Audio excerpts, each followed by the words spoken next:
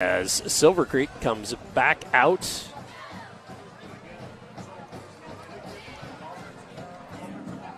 And Miguel Trejo. Trejo was kicking. And that was another part. Silver Creek lost their kicker punter last year, a young man by the name of McIntyre. So the punter, the kicker, and the extra point kicker are all new players for them. As the ball lined up on the 40.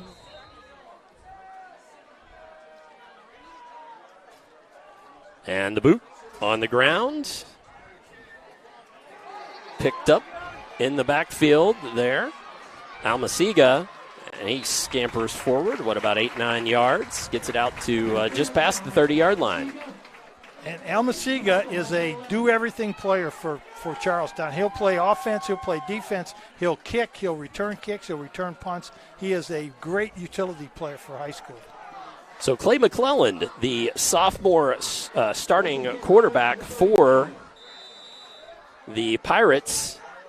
Both of these teams with sophomore quarterbacks to start. Inside handoff. And short gainer there on the left side. Ethan Vaughn. And I suspect that Charlestown is going to run a lot to the left. You got Keontae Goodwin, who is a man-child at left tackle. You don't have to be too smart to run the ball over that guy.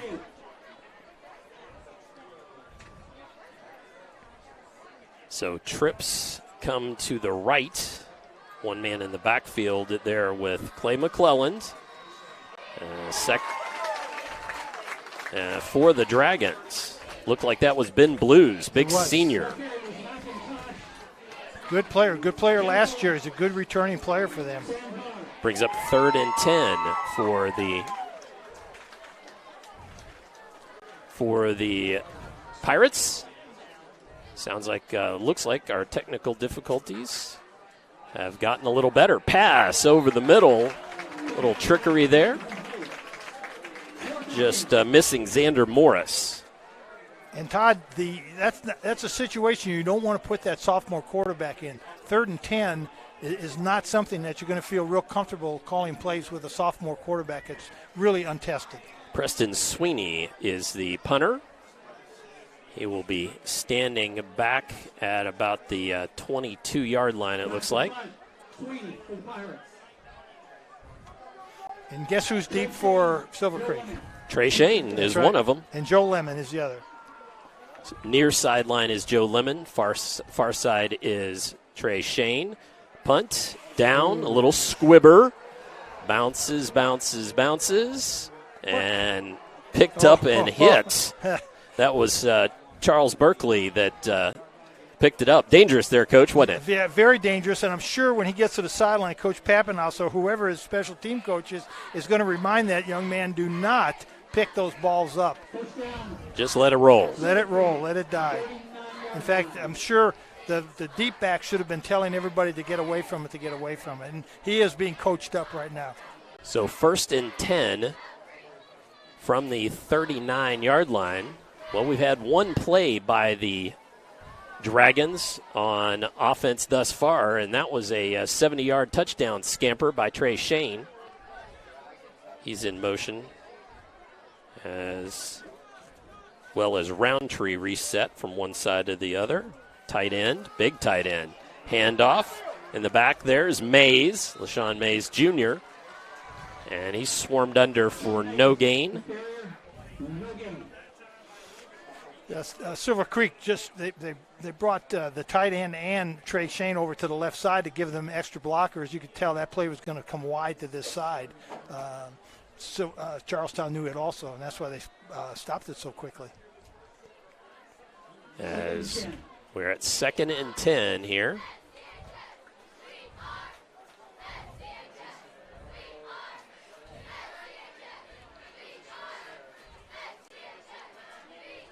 And fake, and then a pass out into the flat, and the ball on the turf. That's incomplete out to the right side.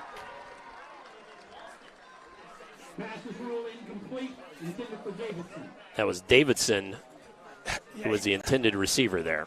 And I think Davidson caught that ball 3 times before he finally dropped it. 3rd and 10 now. So Peyton Lacey, another sophomore. Both these starting quarterbacks, sophomores. And that was a nice, safe pass for Peyton Lacey to throw, and should have been caught. So Hoffman in the backfield there with Lacey. And tight formation, delay of game, I believe.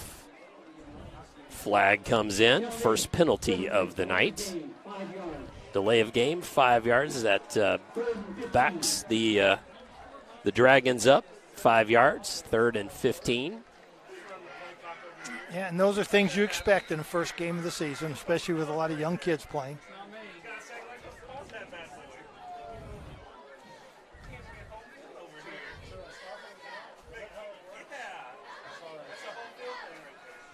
So again, Peyton Lacey, number 18. Man in the backfield with him. Wide receiver right and left. Looks to throw, swarmed under. Defense got there first. Terrence Bonner for the Pirates blitzed in and got him. So it brings up 4th and forever. Ball on the 27. 23, the mathematician says, and I agree with that. Line to gain would be just shy of the 50-yard line. Yeah, long way. Long way. Todd, excuse me. Again, that's a situation you don't want to put that kind of quarterback into where it's 3rd down and 15 yards. So it's Zimmerman. No, excuse me. Ben Blues was back there to punt, and he gets it across midfield and down to the 41-yard line. Excuse me, 36-yard line. So Charlestown will take over. Pretty good punt for a defensive lineman. So Charlestown will take over. Again, our score, 6-0. On strength of a first play from scrimmage by Silver Creek. Got the season started off right with a 70-yard scamper. Trey Shane, handoff. Inside, ball maybe loose. Dragons are calling for it. They say they've got it. Yep. Striped shirts yet? No, I don't see any signal from the referees. I think they're calling it second down. Ball was down. So loss of 1. So 2nd down and 11.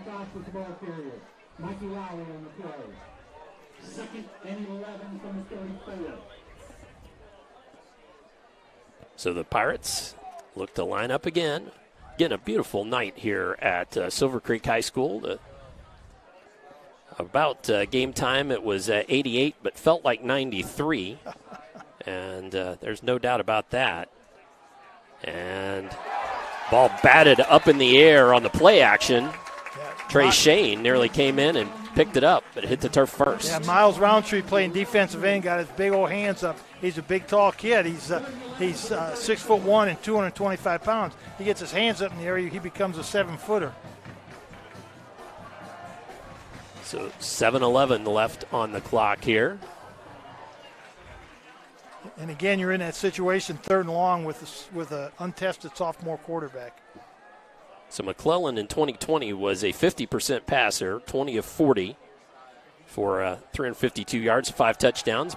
Back, looks, and finds Ottersback. Ottersback turns the corner, going to make something happen. He's got one man to beat. Trey Shane chases him down. So Trey Shane ate his Wheaties today. And gathers up Ottersback. See where that ball is spotted. It's going to be about the 20? About the 15, 20, 15, I think. 15. The great call, though, because that's the kind of play that they need. A sophomore quarterback needs 3rd and 10. And, Silver Creek's going to come after him. Little screen pass, very safe play for him. Good job. Good call by the coach. Clock is wound. 1st and 10. Inside handoff. And that was Terrence Bonner. And Bonner Cole Davidson on the tackle out of his linebacker spot. So Bonner swarmed in the backfield, loss of about 3. All back to about the 19. Second and 13, they're saying. And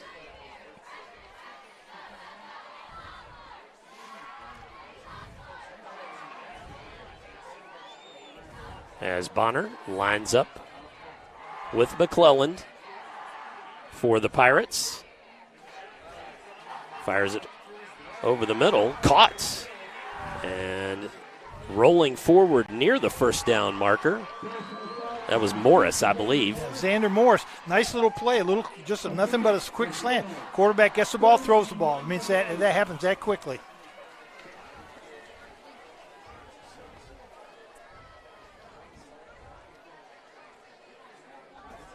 So the Pirates, 3rd down and 1. They're near that line to gain.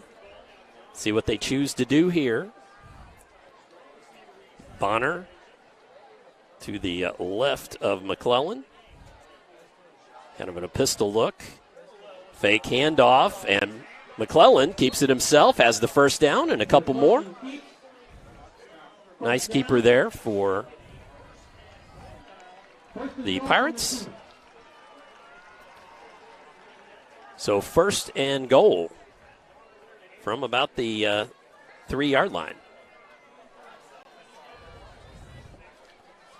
When you got a 6'5", 300-pound left tackle, I suspect this play might be going left, Todd. I think you might be right. Correct. As Bonner lined up to the left of McClellan. McClellan looks to keep it, stood up, and if there's a gain there, it's not much. Quarterback keep. No gain. 2nd and goal. No gain. And 2nd and goal from the 2-yard line here for the Pirates. Take another shot on the left side, see if you can get right over Keontae Goodwin.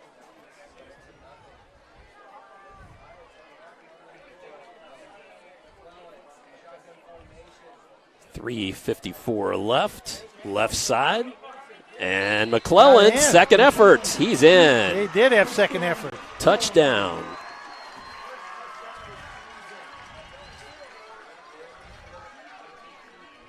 Yep, good hard run on McClellan's part. He was stopped in the backfield for no gain, kept his feet moving, kept churning, spun, gets in the end zone. Touchdown, scores even. Great drive for Charlestown. So McClellan pops in from 2 yards out. Almasiga looks to knock through the PAT, and he does.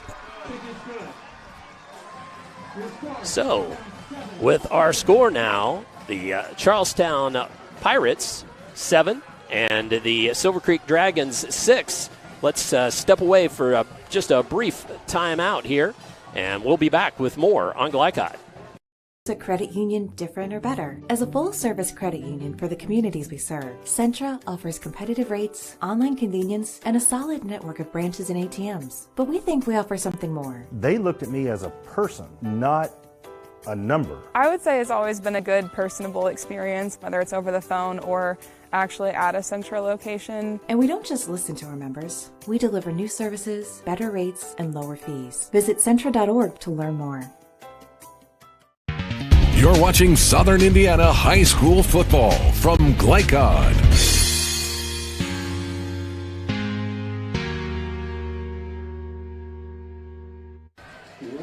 And we are back here at Silver Creek High School with our score. The Pirates of Charlestown, the visitors, 7, and the Silver Creek Dragons, 6. Welcome back to high school football here on Glycod in this 2021 season. Short kick. And Berkeley fell on it. And, Todd, I think that's planned. I do not think they want to kick the ball to Trey Shane. He's too dangerous of a player. They're going to squib it onside kick it. You're going to see kicks like that, I would suspect, because they really don't want Trey Shane or Wyatt Hoffman to carry the ball. Both are very dangerous players. A lot of speed. So 5-yard penalty. Ball did not travel the required distance. So Amasiga will line up and give it another boot. And away it goes. And this one's going to roll down into the corner. Oh, he should have let it go out of bounds. That was a mistake on Trey Shane's part. My thought would be, when you're an explosive player, do you think you could pick up anything and maybe go? Well, yeah, and that's what you want in your players, to have that mentality, but you also want them to be smart. And when the ball's right on the out-of-bounds line, there's a good chance it's going to roll out of bounds. Let it go out of bounds. They're going to have you're going to get the ball on the 35, and now they have it on the 10, 9, 8. On the they 8. Keep going back. Yeah, they do. 7, I believe. Okay. So ball on the 7, 1st and 10 from the 7-yard line as the clock winds again. Headed towards the end of the first quarter. And handoff coming in the near sideline on that first down play. LaShawn Mays. Mays with a short carry out to about the 10, gain of 3.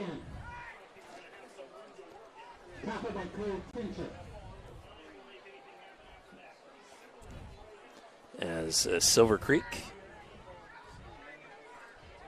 trying to go to work here deep in their own territory. Good way to start, though. Mm-hmm.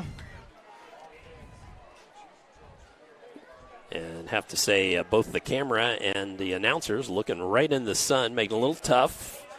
Handoff to Mays, right up the middle, gets some nice blocking, gets it out near the line to gain. Let's see. And that is a first down. 7-yard play. Mays did a good job of kind of stutter stepping and waiting for his hole to develop and then accelerated. He does a good job of that. I've watched him do that last year. As the Dragons get a fresh set of downs. And the ball there on about the 27-yard line. The first quarter begins to wind down. Handoff inside, just a short little gainer, if anything, there. Brings up second down. Yeah, Wyatt Hoffman, the fullback. Fullback's not going to get a lot of carries. He's normally just a blocker. So 2nd and 8 for Peyton Lacey and crew. And speaking of crews, when we finish the next play, I'll tell you who the referees are for this ball game. Linesmen and referees, the men in the striped shirt. They were nice enough to get us their names. We'll give them to you. Trey Shane in motion, left to right, handoff to Shane. Gets in the backfield, around the corner, and wrestled to the ground after just maybe a yard and a half gain. So that'll bring up 3rd and about 6. Let's tell you who our striped shirts are. Back judge, Kurt Schumann. Head linesman, Greg Patterson. Kip Adams is the line judge. Norm Bogus is the umpire, and Greg Galt is the man in the white hat, our referee for this evening's ball game. This is a good crew, too. I got a chance to talk with them before the game. I was very impressed with them. Well, they've got head shots on a slick handout. Very nice for us. Oh. Handoff to Trey Shane, and he's around the corner. He's got Almasiga beat. He's at the 50, 20, and touchdown. Trey Shane takes it to the house, second time this evening. Same play they started the game with, exactly the same play, same formation, fake it to Mays, give it to Shane around the end. Charlestown's whole team sucked in on Mays. Coach Hawkins has got to get his perimeter defensive players to not worry about trying to tackle LaShawn Mays in the middle, to worry about Trey Shane getting around the end. So with 1:32 left, Trey Shane goes on a long scamper. And now it looks like The Dragons are going to go for 2 here.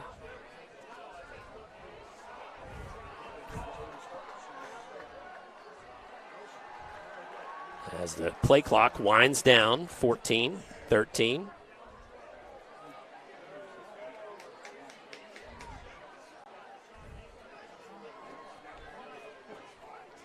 Peyton Lacey looks to throw, does, caught, Mays, and the 2-point conversion. So 2-point conversion, and that was Mays. Yes, and that'll help their quarterback's confidence quite a bit. That it's a simple little play, a simple little pass, but he completed it, and he got the 2-point conversion. Great confidence builder for this court for Peyton Lacey.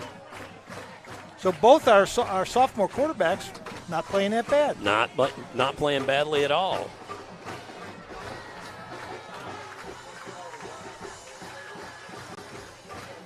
All right.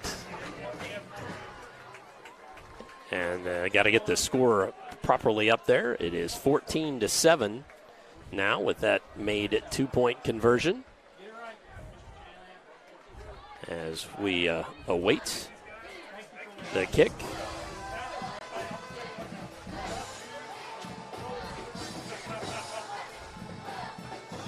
And Trejo is going to boot it away from the 40. Charlestown, as their returners headed out. And that's McIntosh and Sweeney.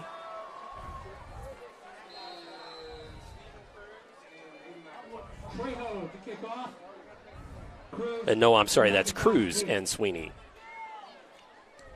Oh, Trejo, good kick.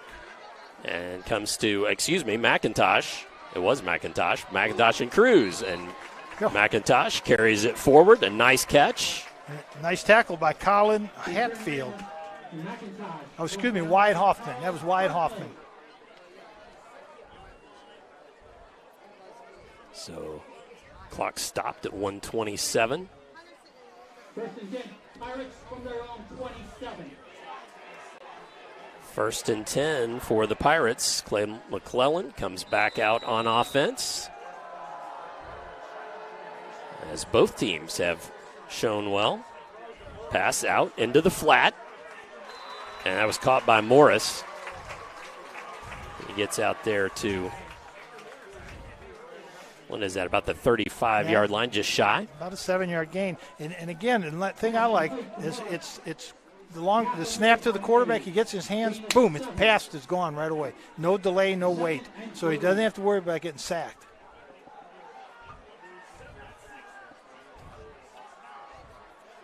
So McClellan comes back out. 2nd and 3. Really ahead of the chains so far, the Pirates have been. Pass out left side, big target there. And rumbling forward for the first down and more to the 45-yard line. Chase Bonner it is. Chase Bonner was actually one of the quarterbacks last year. Now he's a tight end, defensive end. And Benner it is, should say. Benner, yeah.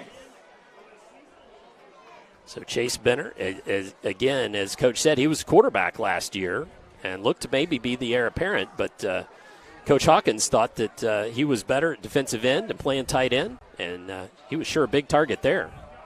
McClellan on the first down play gets it across the line of scrimmage and forward for about 3 or 4, maybe even 5. Nice keeper there. Yeah, Silver Creek did a little blitz.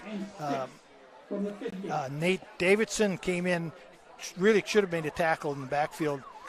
Brenner just made a nice move to get away from him. And that's the end of the first quarter, so we will step away for a couple of moments. And when we come back, second quarter action here on Glycod. We have the home Dragons at 14 and the Pirates at 7. Come on back for more. COVID-19 continues in our community. We are seeing increased cases in the younger population. While severity may be lower, there are still many health issues associated with infection, risk of transmission to other vulnerable citizens, and increasing the rate of development of variant strains. This is why the CDC recommends you get vaccinated. For more information or to schedule a COVID-19 vaccine or test, visit www.clarkhealth.net. Again, that's www.clarkhealth.net. Let's be honest.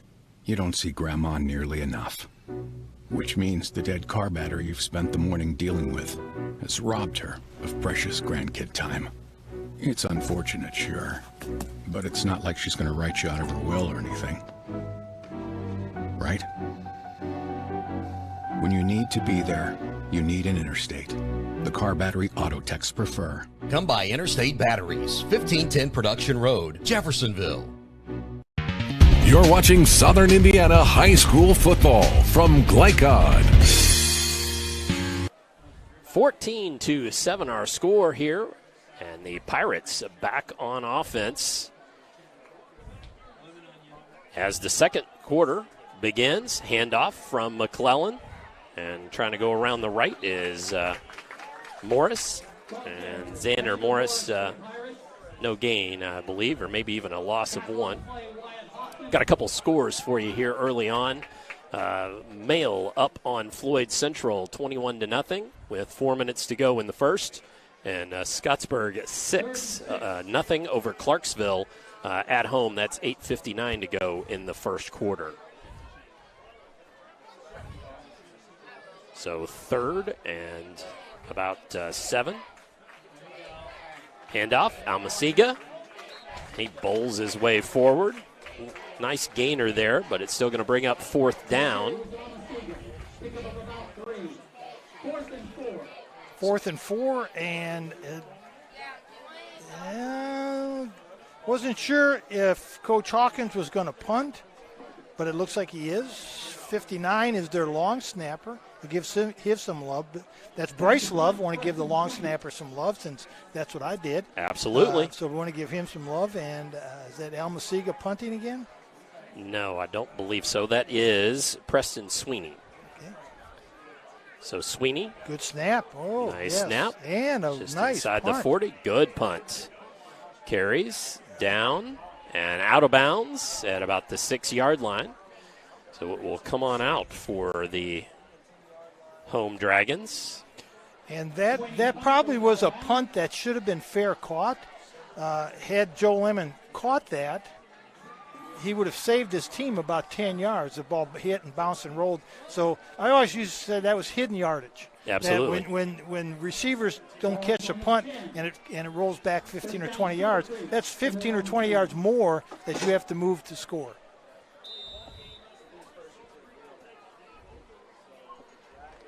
As we wait for the Dragons to start back on offense, Peyton Lacey and company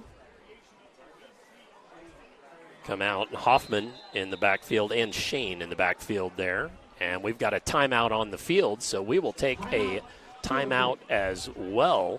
Again, our score, the home Dragons 14, the guest Pirates 7, with 10:13 remaining here in the second quarter on opening night for Indiana High School football. Come on back for more on Glycod. Tailgate or tailgating to get to my tailgate. I can't go anywhere. But you're so busy watching me tailgate that you don't see the one in front of you. And your cut rate car insurance, it might not pay for this. So get Allstate and be better protected from mayhem. Like me. Contact Floyd Snobs and Jeffersonville Allstate agent Packy Page today. You're watching Southern Indiana High School football from Glycod.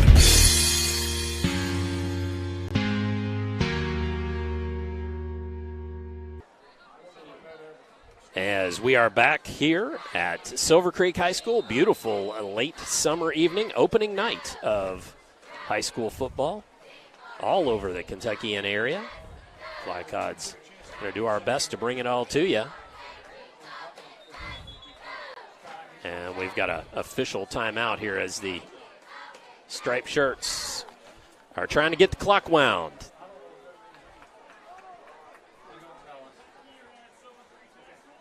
As we should just cover for him here just a minute. Just having some clock issues as the Dragons look to run a play here and pitch back. And that's Mays. He's around the corner. Nice little gainer, ridden out of bounds. Out first down, plus a little more. Yep, good run. Knocked out of bounds at the 23-yard line. Take it to 22. Good play. So a nice play out to about the 22-yard line. 1st and 10 for the Dragons. As we are here in the second quarter. Because of some of our delays there with getting on the air. As the play goes, hand off to Mays again. Nope, that was Hoffman. No, it was Mays. I'm sorry. Hoffman was the lead blocker and had me fooled too. And you'll see now. Have you noticed how Charlestown's defense is almost playing 10 men at the line of scrimmage? Watch as they all are creeping up closer and closer to the line, just kind of totally disregarding the passing game of Silver Creek. As the Dragons come back to the line.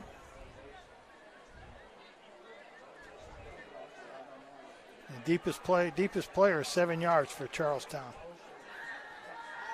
And the pass out by Peyton Lacey into empty field there on the left side. Tough pass to complete. A right-handed quarterback rolling to his left is always one of the hardest passes to complete. It's hard to get the quarterback. They have to learn to turn their shoulders. If you don't turn your shoulders, the ball will sail like it did there. You've got to turn your shoulders and throw it at your receiver. Want to give a moment to tell you with our bit of technical difficulty early. We missed our keys to the game, and tonight's keys to the game were presented by Mac Construction. Want to make sure and tell them thank you for that. Mac Construction provides safe, productive, quality workmanship in civil construction and excavation. And here comes the Pirates, and Peyton Lacey swallowed up well in the backfield. That was a ship full of Pirates on that one. Wow. Say it slowly, but it was. I did. They had 5 or 6 guys in the backfield, and I think that was a busted play for Silver Creek. The snap was bad. It looked like it was going to be a jet sweep to Trey Shane. It just never developed, and poor Peyton Lacey is standing back all by himself with the football. So, out to punt is Blues. And, popped off the hands and recovered by Silver Creek. That was Hoffman. And Joe Lemon tried to make the play. Well, after the ball popped off of the Charlestown player's chest, before he could recover, Joe Lemon leveled him. So that was Terrence Bonner who attempted to field that ball, and it popped right off of his hands and chest as the Dragons were there right away. And Bonner got clocked right after the ball got there. And the ball comes back to Silver Creek, so extra possession here. And oh, my. Pitch back, Trey Shane caught at the 35-yard line, and he will take it to the house. A flea flicker. The old flea flicker. And that was from the 40-yard line, so a 60-yard pass play.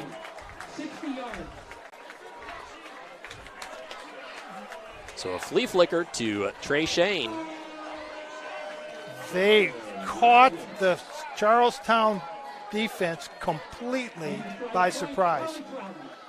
When LaShawn Mays took that handoff, the whole Charlestown defense went in to tackle him. He turned, tossed it back to Peyton Lacey, touchdown pass. And here's Troutman. And the kick is up, and the kick is good. So Troutman knocks home the extra point, and that will make it 21-7. We should take this opportunity to take a second quarter break, and we will do so when we return. Pirates will have the ball here on Glycott.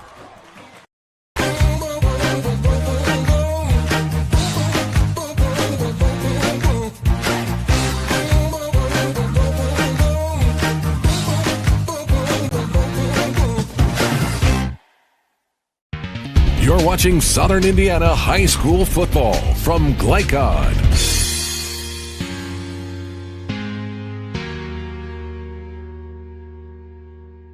(21-7) our score here at Silver Creek High School, with the host Dragons on top of the Charlestown Pirates in this battle of 403. That is State Highway 403, running between these two schools. And Dragons have won the last two, although the Pirates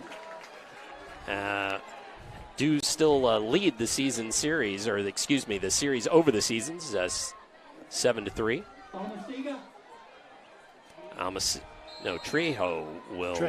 Trejo will kick it off. And Almaciga's deep. And he is back there with Sweeney. Almaciga picks it up and takes it right up the middle, and tripped up out at about the 35-yard line. So nice run back there by Almaciga. Yeah, he did a good job of handling the ball. And that ball's rolling around on the ground. It takes a lot of funny bounces. Almaciga did a really nice job of handling that. So 1st and 10 at the 35-yard line for the Pirates.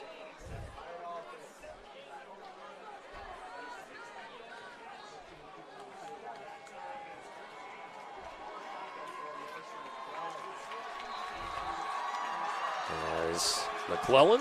Timeout. There is a timeout on the field. Timeout, Silver Creek.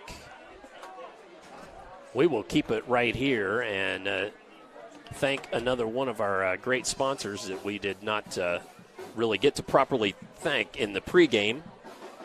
And that would be 9 Round. They were sponsoring our weather. It's cooled off a little bit. It was 88 degrees just a bit ago. 86 now, and beautiful night for high school football. A look at tonight's weather forecast presented by 9 Round Fitness in Clarksville. Experience a 9 Round workout for free with no obligations. Visit them at 1225 Veterans Parkway. So thank you to 9 Round for bringing us this weather update. Again, it is beautiful, a few puffy clouds. And that's better than a 2.5-hour rain delay, which was the 2020 opener. Yep. Although the sun coming into the press box here at Silver Creek does make the view a little bit difficult. Now McClellan takes the snap. Left-handed pass out and caught. Turning the corner. There is Morris. And still going. Still going. He's got blockers and finally whistle dead across midfield down to the 40. Great run. Yep, Nate Davidson probably saved a touchdown there. Again, it's that little screen pass. The gain of confidence, the quarterback's gaining confidence. That play is working well. They're really drawing in the Silver Creek defensive linemen. Good play call. So ball down to the 41. And Morris there, the Energizer Bunny, just kept going. And tucking it is McClellan. Takes it out for about a 4-yard gain or so. So McClellan using his legs and gets it out about 4 yards and 2nd and 6. Little pump fake, and I think he really wanted to throw what we call a quick screen out here to the wide receiver. It was covered. Silver Creek did a good job of covering it. Smart play. Just grabbed it, tucked it back in, and gained his 4 yards. Heady play for a sophomore quarterback.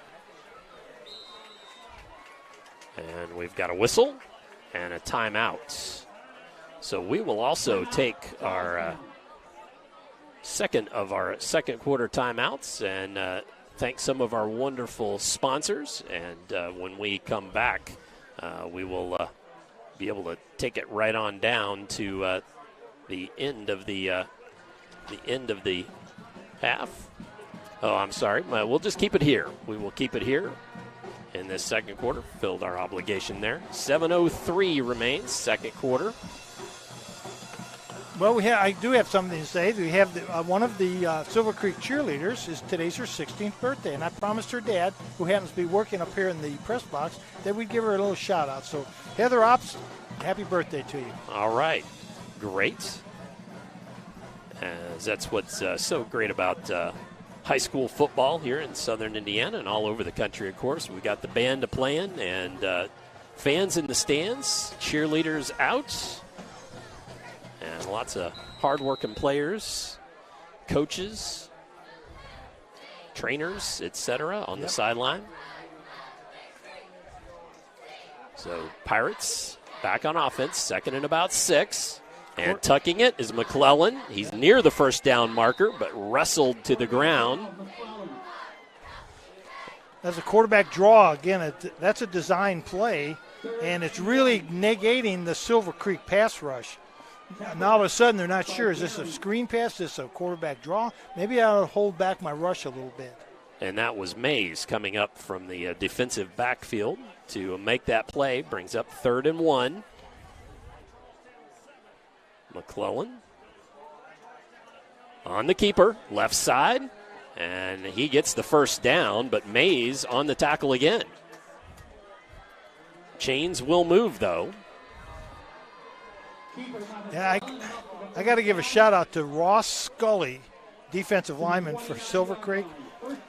He is playing against Keontae Goodwin, and it is quite a battle. And Ross is not a small young man. He's 6'5" and 200, but he looks like a munchkin compared to Goodwin. So, folks, that's Goodwin is number 78 on the towards the near sideline there, playing left tackle. He's verbally committed to the University of Kentucky. McClellan looks to throw, pitches left side, up in the air. Ottersbach had to become the defensive back there and batted it away. And he did a really good job of that. Of coming back for the ball and batting. You're right. He became the defender on that play. Joe Lemon was set up to take that ball away. So 2nd and 10 now. Ball just inside the 30-yard line, right on the 29.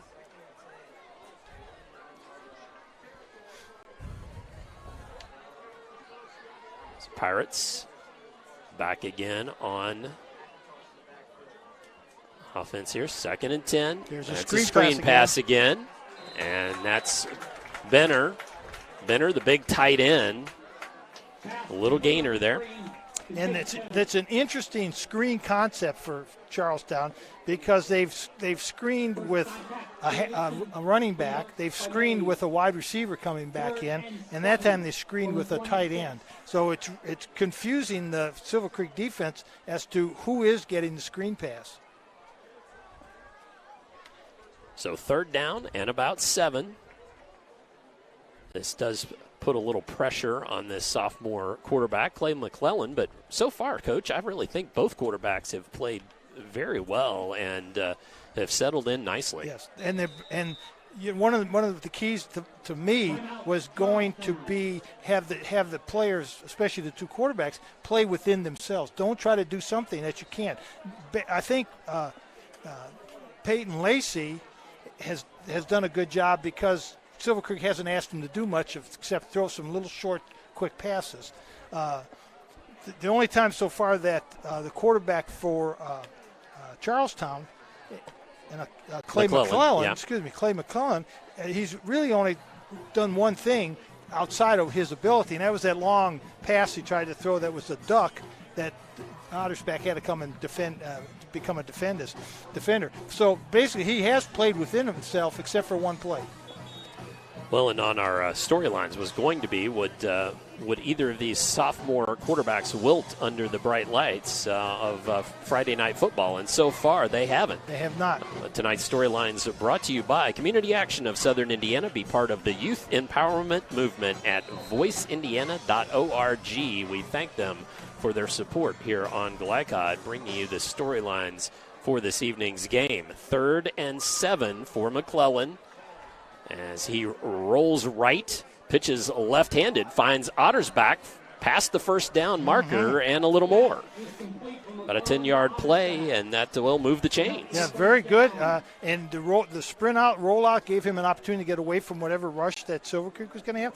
Really had no pressure on him at all. But did you notice how he got that left-handed quarterback rolling right, but he got his shoulder turned to throw that ball on target. Had he not turned that shoulder, the ball would have sailed out of bounds. It's hard to teach that, by the way, especially a young kid. So Charlestown is driving. The only score of the second quarter thus far was on a flea flicker. And pass out to Trey Shane, a 60-yard touchdown. It came several minutes ago with 8:10 left on the clock. McClellan, just a direct keeper there. He took a couple of big hits, didn't he, Coach? Yeah, he was pinballed in that one. He got hit, he spun, he got hit again, he spun, he got hit again. He's like a pinball. It's going to be down to about the 10-yard line, though, and a nice gainer. He's a tough player. I've been impressed with him. So that's at least a 5-yard gain, and maybe even just a titch more. Brings up 2nd and 5, we'll call it. Yeah, 6'1", 175. Pretty good size kid. Sophomore. Bright future.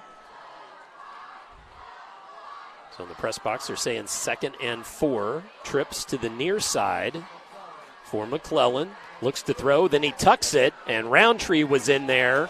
And then a host of other Dragons. Davidson actually ended up getting the tackle. Yeah. Again, that was set up that quick screen, a little fake to the quick screen. Quarterback tucks it and runs it as a quarterback draw. Silver Creek wasn't tricked that time.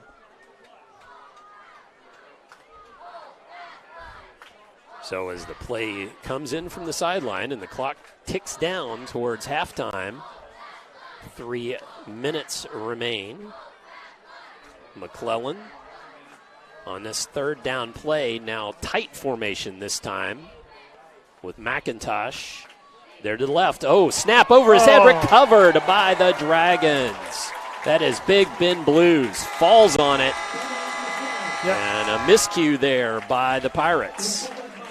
Snap was a little high, but the quarterback was moving forward, and the snap, it was a combination of two things that were bad at the same time. On the 16-yard line, 1st and 10. So 1st and 10 for the Dragons. Now they've got a little less than 3 minutes to see if they can't put something together here.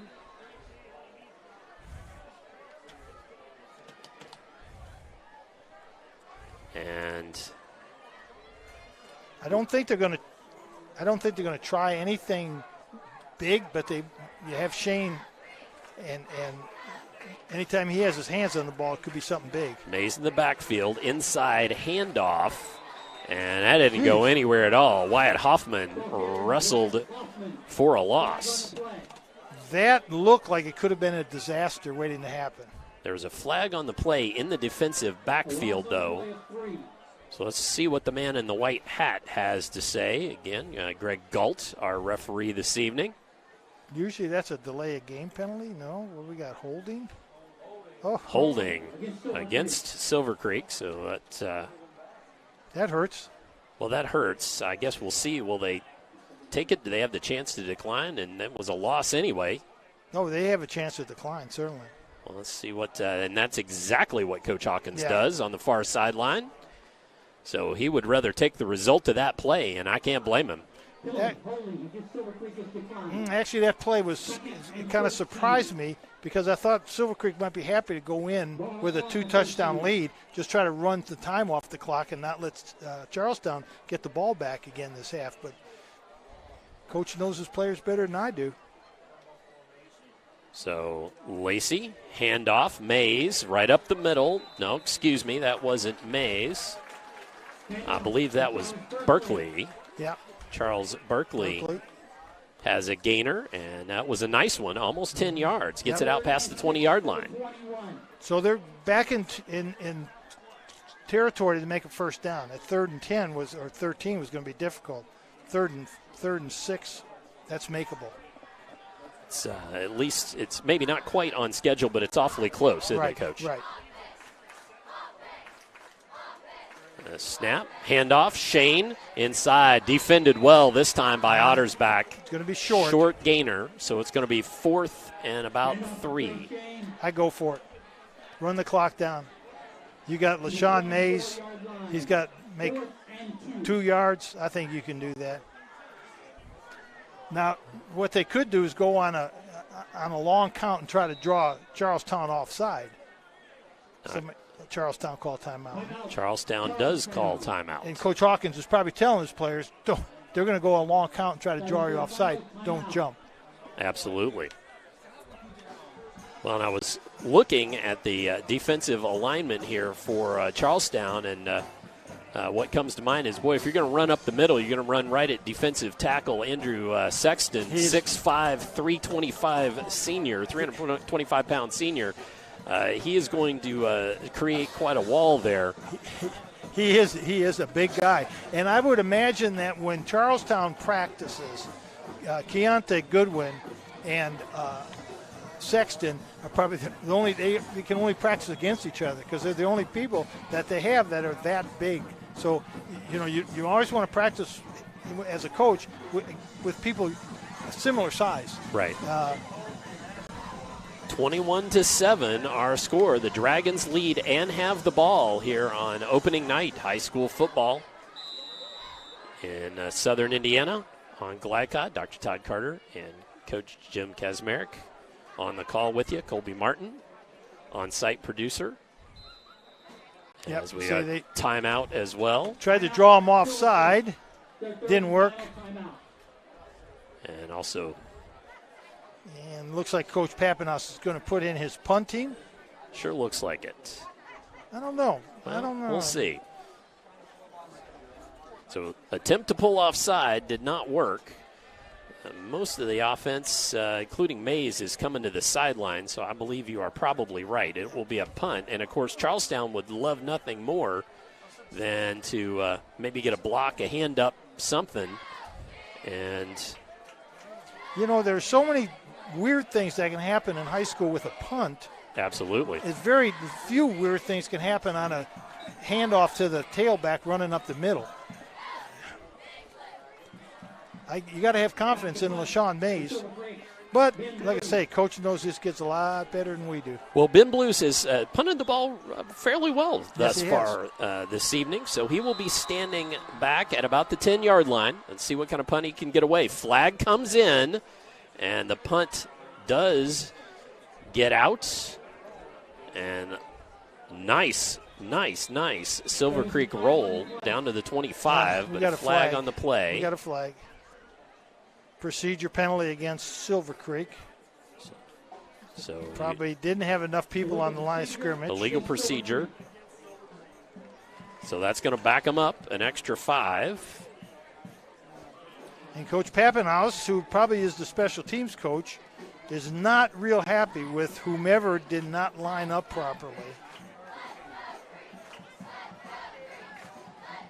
So that's going to give the Pirates another chance to maybe come after this.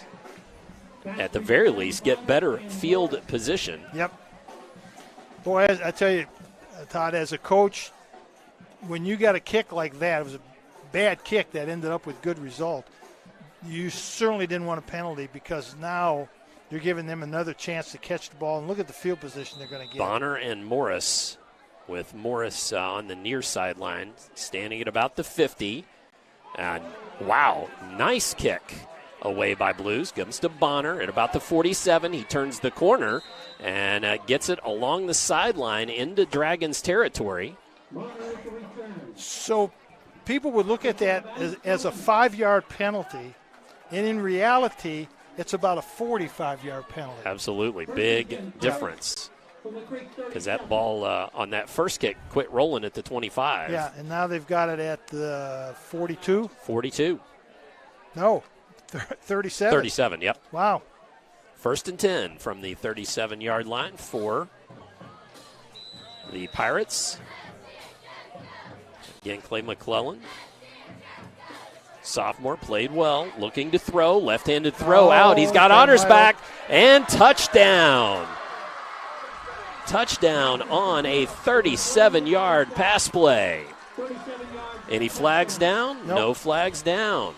So, let's go back to Was that a 5-yard penalty? Yeah, that's a 5-yard penalty. Let's go back to 4th and 2. Now, how about does the decision to punt still look good? Right now it sure doesn't, does it? No. That was weird, though, too, because Cole Davidson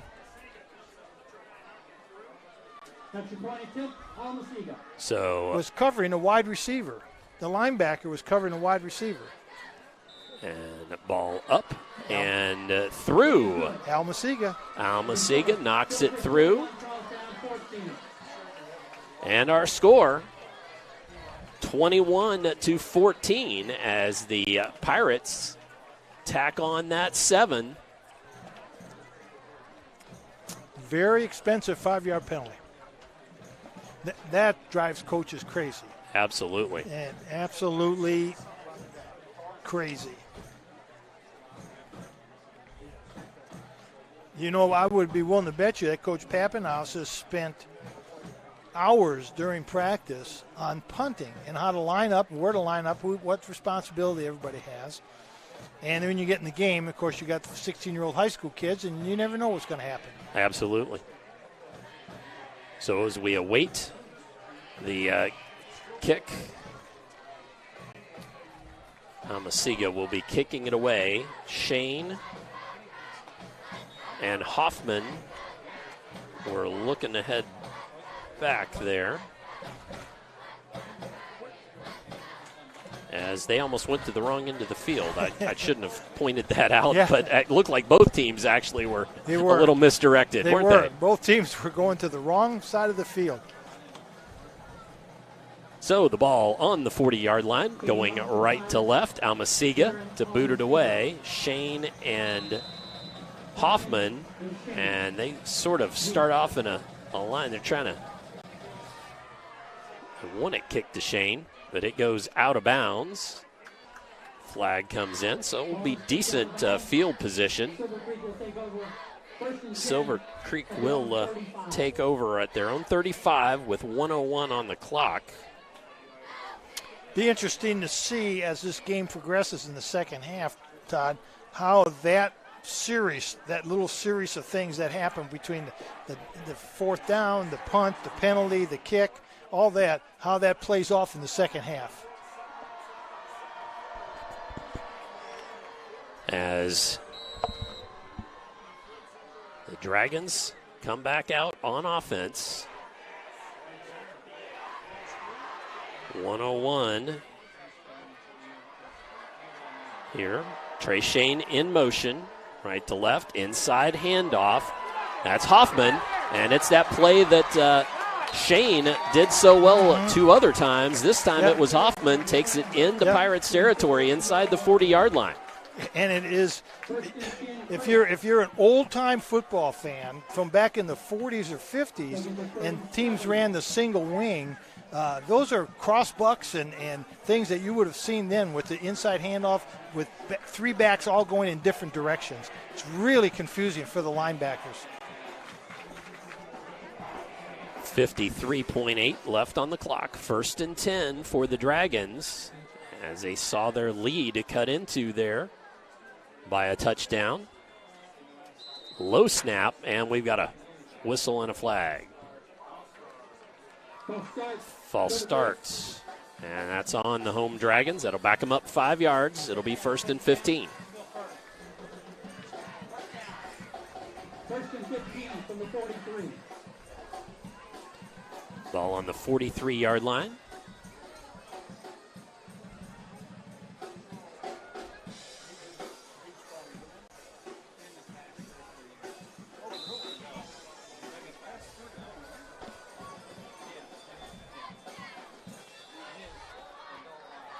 Dragons, Peyton Lacey under center.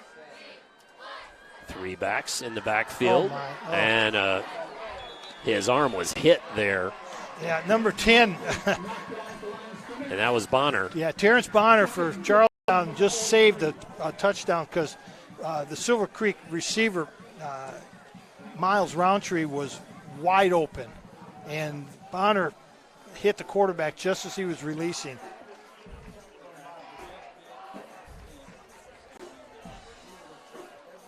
Second and about 15, excuse me, as that incomplete pass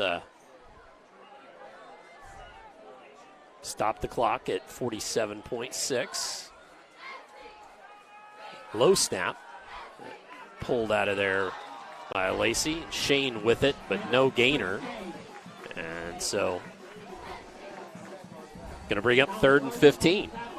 And Charlestown, with what happened the last go-round, says we want them to have to punt. But, of course, all they have to do is kneel down here. Yeah, just let the clock run out. Let the clock run. So, as we're about to go to halftime, I don't think either team wants to run one more play on this hot summer evening. So we will get ready for halftime as well as we go to halftime. Why would they run Well, they are going to run a play. Maybe they have to. 8 seconds left. They don't. No, they sure don't. They don't. I'm not sure why they want to, but they're going to. Pitch back, and that's to Mays. Mays going, and then brought down. That's near the first down marker, so 13 extra yards for Mays. But what it does bring us is halftime from Silver Creek High School on opening night of high school football in Indiana. Our score, the home Silver Creek Dragons 21-14 for the visiting Charlestown Pirates. Stay tuned as we roll through halftime here on Glycod. Dubuque County Fair is about to get its face melted! Yeah! 1 second. I guess their faces are safe. Shut up, Jeff. Yeah, Jeff, shut up. Shut up, Jeff. I don't need your help. Just like what happened in Pittsburgh. Never mention Pittsburgh! When you need to be there, you need an Interstate, the car battery auto techs prefer. Come by Interstate Batteries, 1510 Production Road, Jeffersonville. Dr. Carter's office, Annette speaking. How may I help you? From your very first call, the warm personal care from Dr. Todd Carter and his friendly staff at Carter Family Dentistry will put you at ease. Dr. Carter can take care of you and your family's dental needs, from gentle cleaning to complex procedures. Visit drtoddcarter.com to learn why generations put their trust in Dr. Carter for their dental health. Or to schedule an appointment, call Annette or Joyce at 812-944-5155. Located at 809 Mount Tabor Road in New Albany.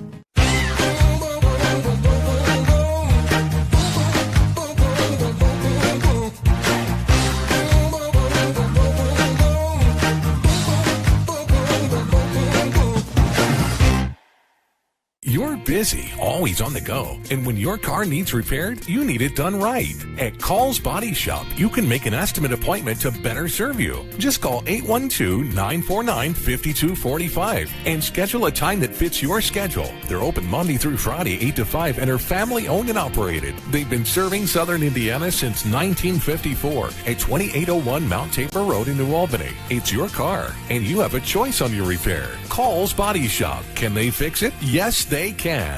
What makes a credit union different or better? As a full-service credit union for the communities we serve, Centra offers competitive rates, online convenience, and a solid network of branches and ATMs. But we think we offer something more. They looked at me as a person, not a number. I would say it's always been a good, personable experience, whether it's over the phone or actually at a Centra location. And we don't just listen to our members. We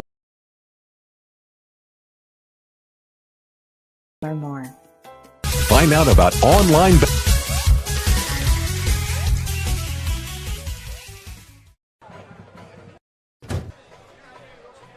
Back here at Silver Creek High School, where our score 21-14 as the sun begins to set on the field here at Silver Creek. We've got a good one tonight.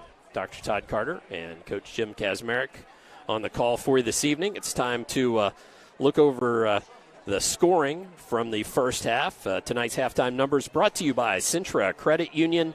They're centered around you. And our scoring this evening went as follows. In the first quarter, Silver Creek, first play from scrimmage, 11:28 left on the clock. When the play ended, Trey Shane went 71 yards, and Troutman missed the extra point, made it 6-0. Then a rushing touchdown for Clay McClellan from 2 yards out for Charlestown High School, capping a long drive. 3:48 left on the clock when that score was made. Almasiga knocked through the extra point, made it 7-6 as the lead went to Charlestown Pirates. 1:32 left in the first quarter. Silver Creek scored again, rushing touchdown. Trey Shane, another long touchdown, I believe at about 69 yards. I might be off on that, but we're pretty close on that. Mays with the 2-point conversion made it 14-7. In the second quarter, things slowed down just a bit. Each team scoring once. Silver Creek with 8:10 left on the clock. A flea flicker to Trey Shane. 60 yards on the pass play. Troutman knocked through the extra point and made it 21-7. With 1:01 left on the clock in the second period, Charlestown scored. And pass play, McClellan to Ottersbach. From 30 yards out, Almasiga knocked through the extra point, and that made it 21-14. Coach, just your general thoughts on first quarter here. Well, Todd, I'm going to tell you, I have been impressed, especially with Charlestown's team. Did you realize they've gone through their whole first half without one penalty?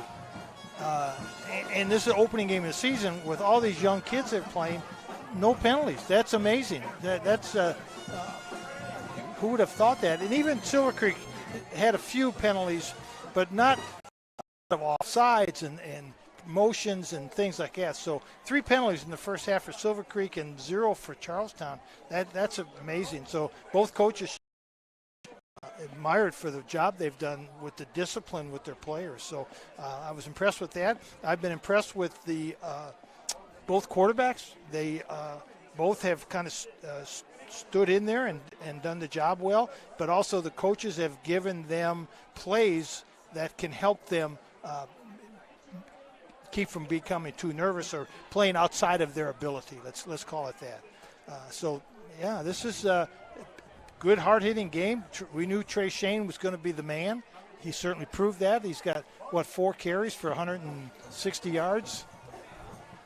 Well, and really, yeah, that's that will make the interview coming up here in just a few chance to talk to Coach Scott Shane of the Lady Silver Creek Dragons when we return here in a few minutes. But first, we want to get away and thank some of our great sponsors for helping us to bring you this Southern Indiana High School football. So we're going to step away for just a few minutes. When we come back, we will have Coach Shane from the Silver Creek Lady Dragons, 3A state champions, when we return here on Glycott. Is a credit union different or better? As a full-service credit union for the communities we serve, Centra offers competitive rates, online convenience, and a solid network of branches and ATMs. But we think we offer something more. They looked at me as a person, not a number. I would say it's always been a good, personable experience, whether it's over the phone or actually at a Centra location. And we don't just listen to our members. We deliver new services, better rates, and lower fees. Visit Centra.org to learn more. The only name you need to know for all your auto repair needs is Voyner's Auto and Truck Repair. Sure, our name might be hard to say, but we can fix everything no one else wants to fix. Big or small, we can do it all. Foreign or domestic, if it needs repair, Voyner's can handle the job. The only thing high-tech about us is what we do, and we're up front with you and we'll do the job right. One thing we have to sell is our time, and we won't waste yours. Voyner's Auto and Truck Repair. Family owned since 1981. Call us for all of your auto repair needs. Opioid overdoses in Clark County are at record highs. That's why the Clark County Health Department is now training volunteers to administer to victims of opioid abuse the drug Narcan, which may reverse its effects. where CPR and Narcan training will be available. Visit clarkhealth.net. You can help control the opioid epidemic. A message from the Clark County Health Department. A proud supporter of the Providence Pioneers and Southern Indiana High School athletics, Mack Construction is a second-generation company that provides quality workmanship in heavy civil construction, asphalt, and streetscape while maintaining focus on worksite safety and productivity. Put Mack Construction's nearly 40 years of award-winning service to work for your project. For more information, visit mackconstruction.com. Mack Construction. Experience. Reputation. Solutions. You're watching Southern Indiana High School football from Glycod.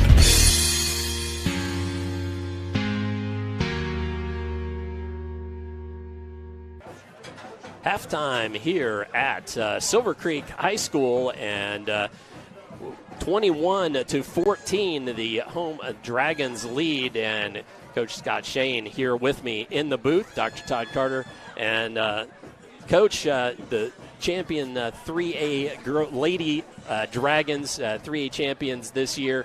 Let's just talk about, it was a big win for the school and for your young ladies who are they were just a great team, and what that meant for the rest of your spring, and just how that really pulled that 2020-2021 year together. Yeah, well, first of all, thank you guys for being here and asking me to come and speak.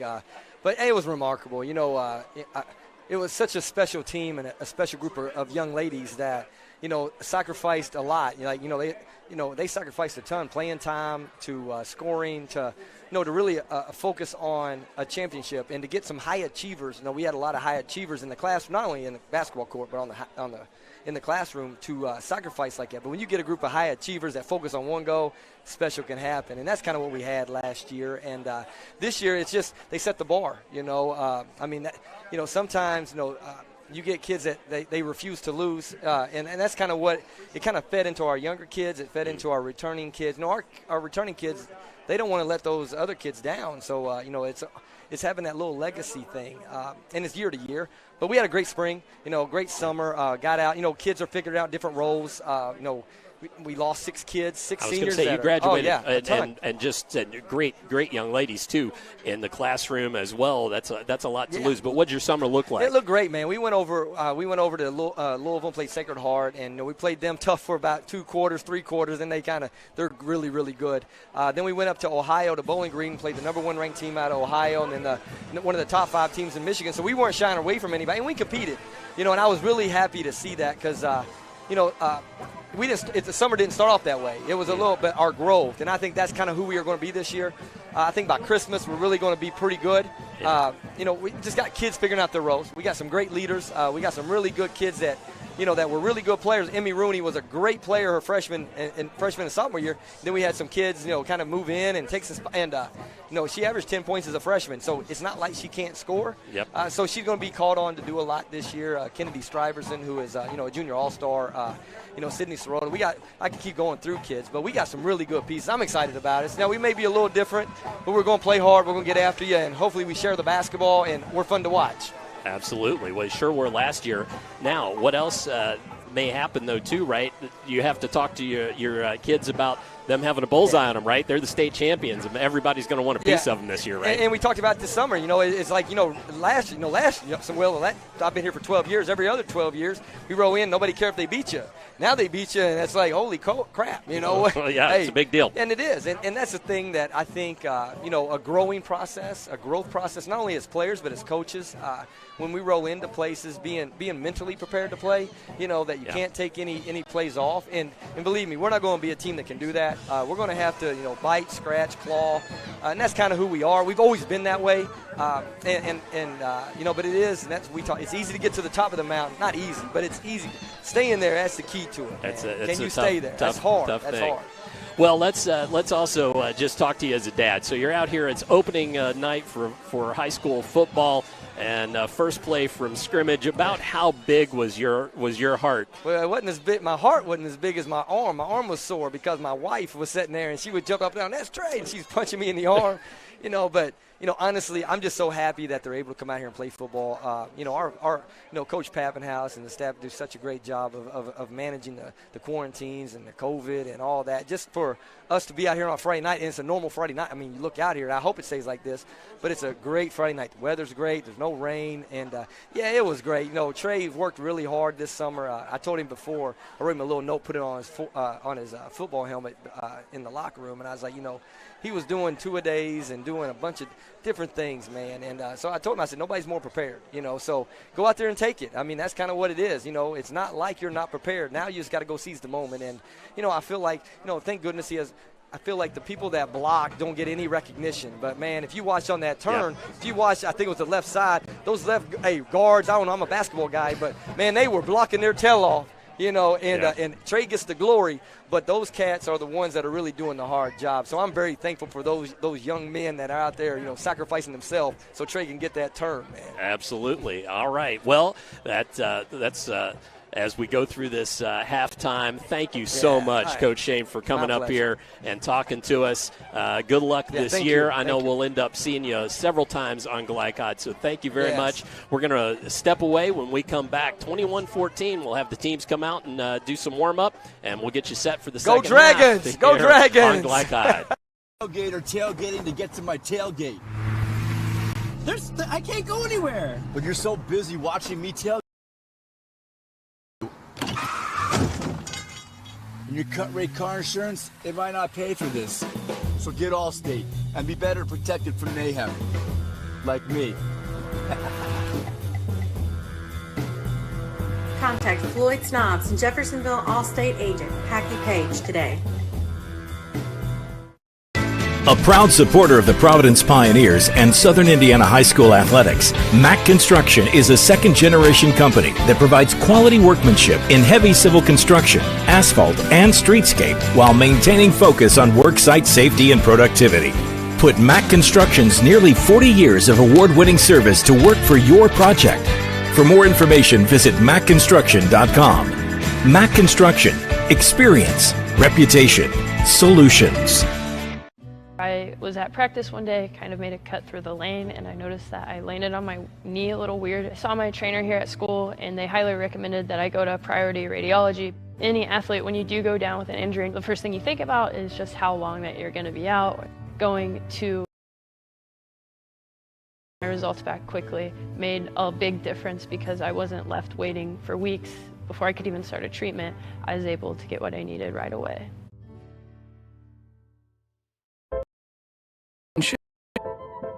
This old pair of pants, this staycation, this brown bag lunch.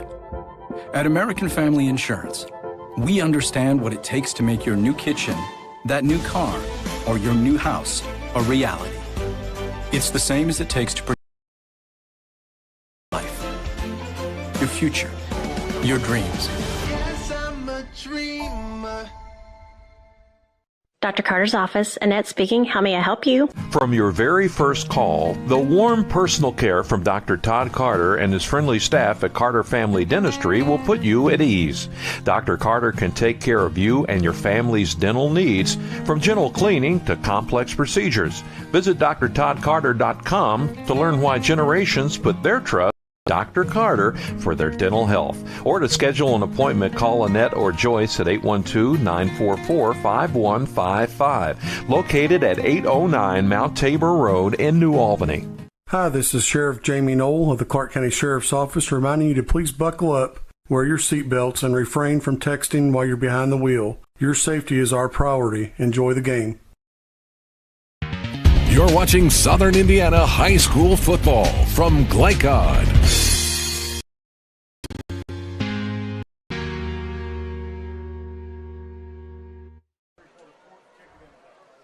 As halftime is wrapping up here at Silver Creek High School, 21-14 our score. Back with Dr. Todd Carter and Coach Kaz. Colby Martin producing, Will Harper up on the camera. And, Coach, what are you thinking here as a second? Charlestown, Coach Hawkins has got to get his perimeter defensive players, his defensive ends, his outside linebackers, and his 2 cornerbacks to respect where Trey Shane is on every single play, and do not get something that you're not responsible for. You're not going to make tackles on LaShawn Mays in the middle of hold your ground and expect Trey Shane to come your way at some point or another. So that's, to me, was if I'm Coach Hawkins at halftime, that's what I was pounding into my defensive players. Silver Creek, Coach Pappenhaus has got to figure out more ways to get Trey Shane the ball. He's the man. He's the player. He can do it all. But let's figure out some more ways to get him the ball. Now, I may not be able to do that at halftime, but at some point we need to get Trey Shane the ball more often.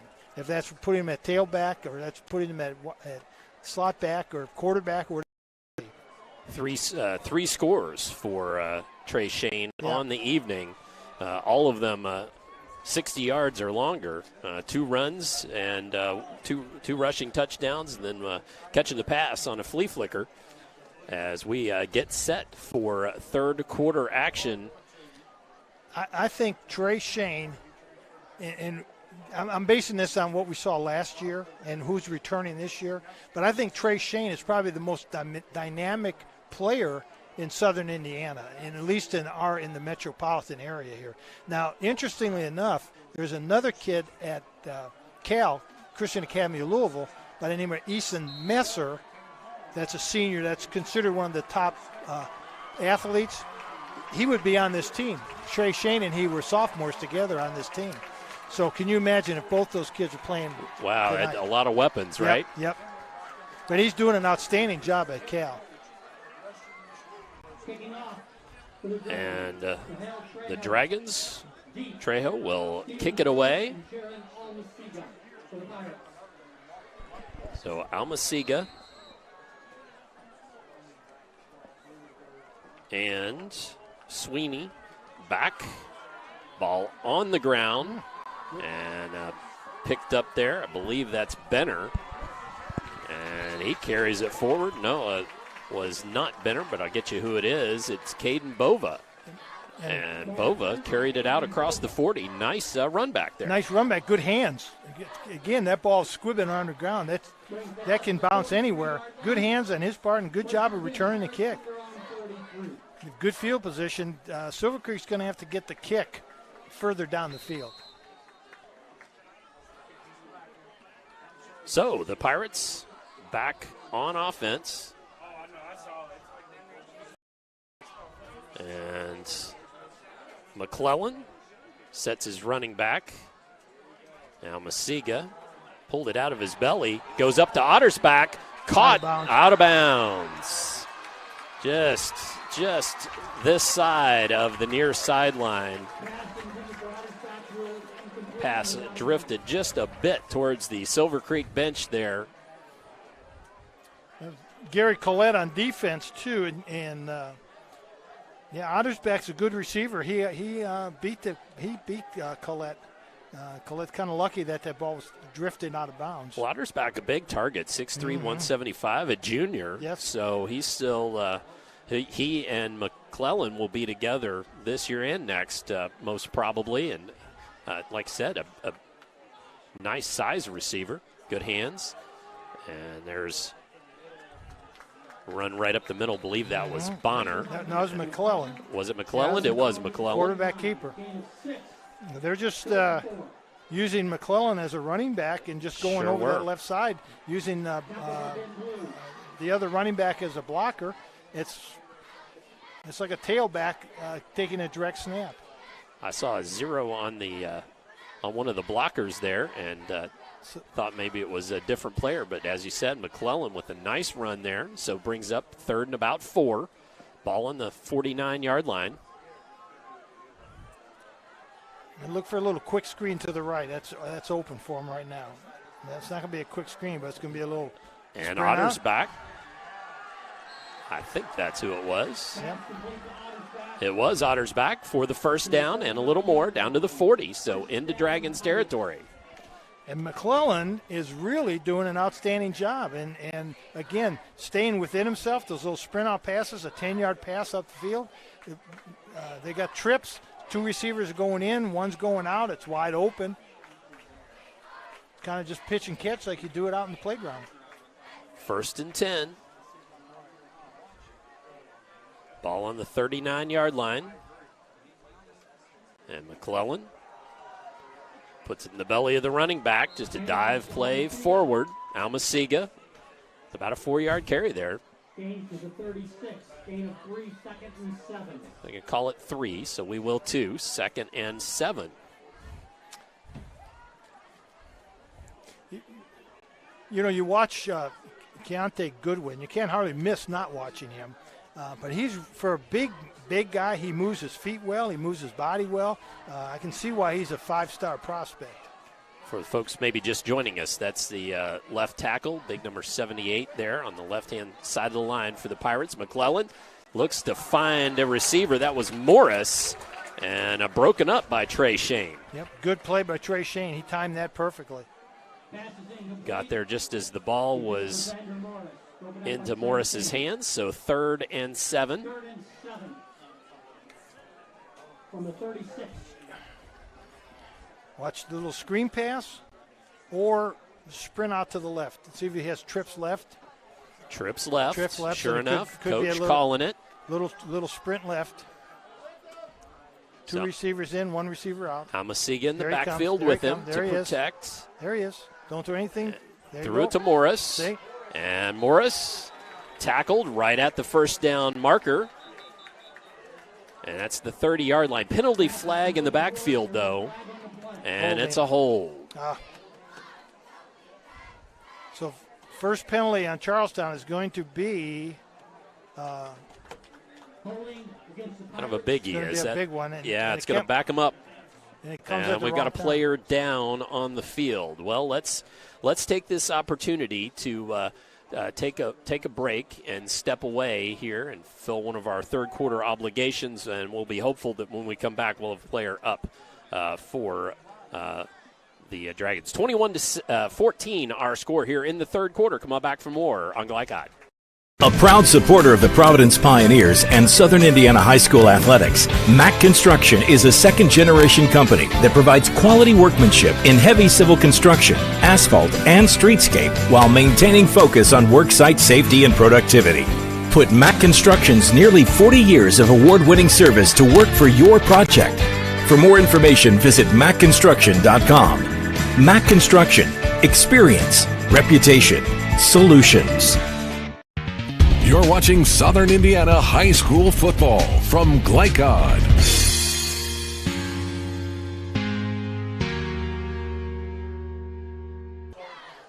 Big 3rd and 15 play coming for the Pirates. Look for that screen pass. 2 wide receivers left, 1 right for McClellan. Yep. Looks to throw. He's got a man. Caught. Oh, boy. Caught and down inside the 20, and that's Tincher. Cole Tincher, first time we've said his name tonight. Big play there from McClellan to Tincher. And McClellan showed me something on that play, because that one, he put that on a string. That was a nice pass. You saw the way he followed through. Beautiful pass, even a better catch. That was a nice catch. Yes, outstanding catch. Yeah, Cole Tincher really laid himself out for that. He got his uniform dirty on that one. Silver Creek had good coverage on it, too. If he doesn't make that outstanding catch. Trips right. There he goes. And McClellan rolls that way, looks to throw. Oh, just about picked off. Just about picked off, broken up. And I believe that was Robertson. I can't see the number.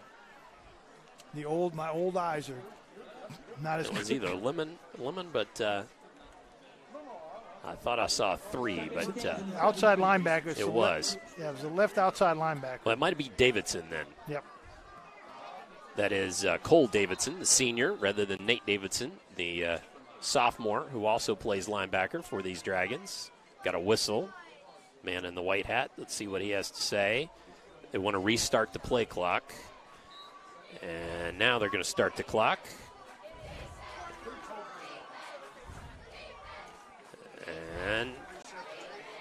Dumped it and intercepted. And the ball's on the ground, but I believe the Dragons will have it. That looks like Miles Roundtree made the interception. Wasn't sure if it was Roundtree or Lowry. There was a 1 there. Yeah. It was Lowry. Mike Lowry, the senior. So Mike Lowry, the senior, comes up with a big interception there. Turnover on a nice drive that Charlestown had put together. Yeah, big interception there.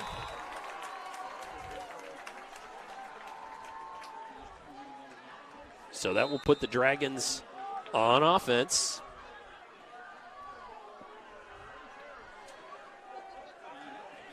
And then it consumed about 3 minutes of clock here in the third period for the Pirates, and end up coming up empty. Pitch out. And I won't dare say that something to do with the boat of Pirates. That was a bunch of Pirates that came right on through. That was a ship full of Pirates. They all came. So be better if you just said a boat full. Boat full. Yeah, I think I'll do that from now on. 2nd and about 8. So forward progress did give the Dragons a small gain. Lacey under center. Pitch back. And that's Mays around the corner. He's got blockers. Makes a cutback. A flag comes in on the backside of that play, though. And Mays ends up at about the 44-yard line, 43 maybe, but let's see what the Laundry is pushing it back. That's the one I saw. Okay. Well, let's see what the man in the white hat says he saw.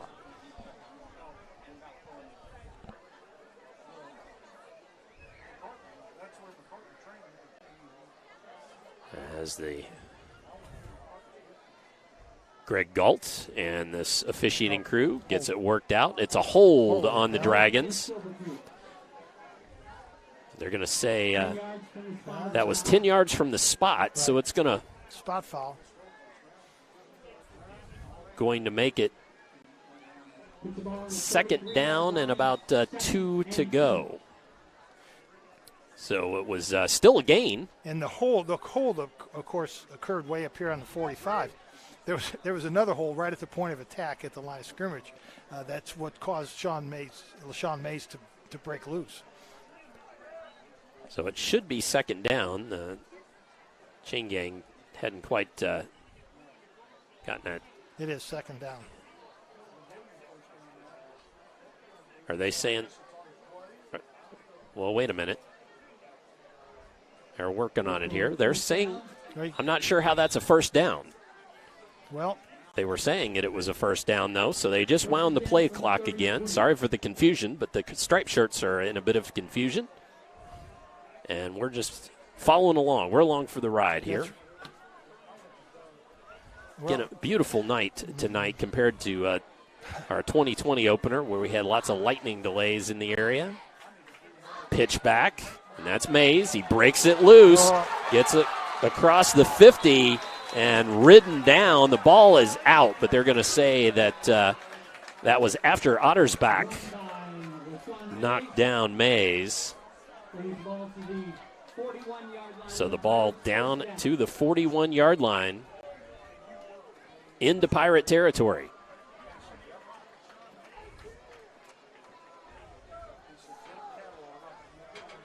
.750 on the clock here. Pitch back, Mays, and just right up the middle. Nice blocking.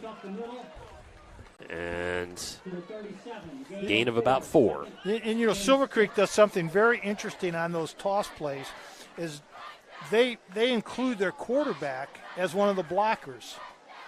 So after the quarterback tosses the ball to LaShawn Mays, he, in return, becomes one of the blockers. So it gives them another blocker. When I was coaching, I would never wanted my quarterback to do that. First of all, they're bad blockers. And secondly, I don't want them to get hurt. Get hurt, absolutely. Lacey under center. Kind of a delay on the snap there. Yeah. Pitch back.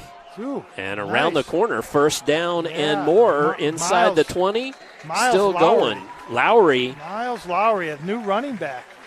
So Lowry, he got a little love after picking off that interception, and we've got a player down for Silver Creek? No, it's actually one of the Charlestown Pirates. So Mike Lowry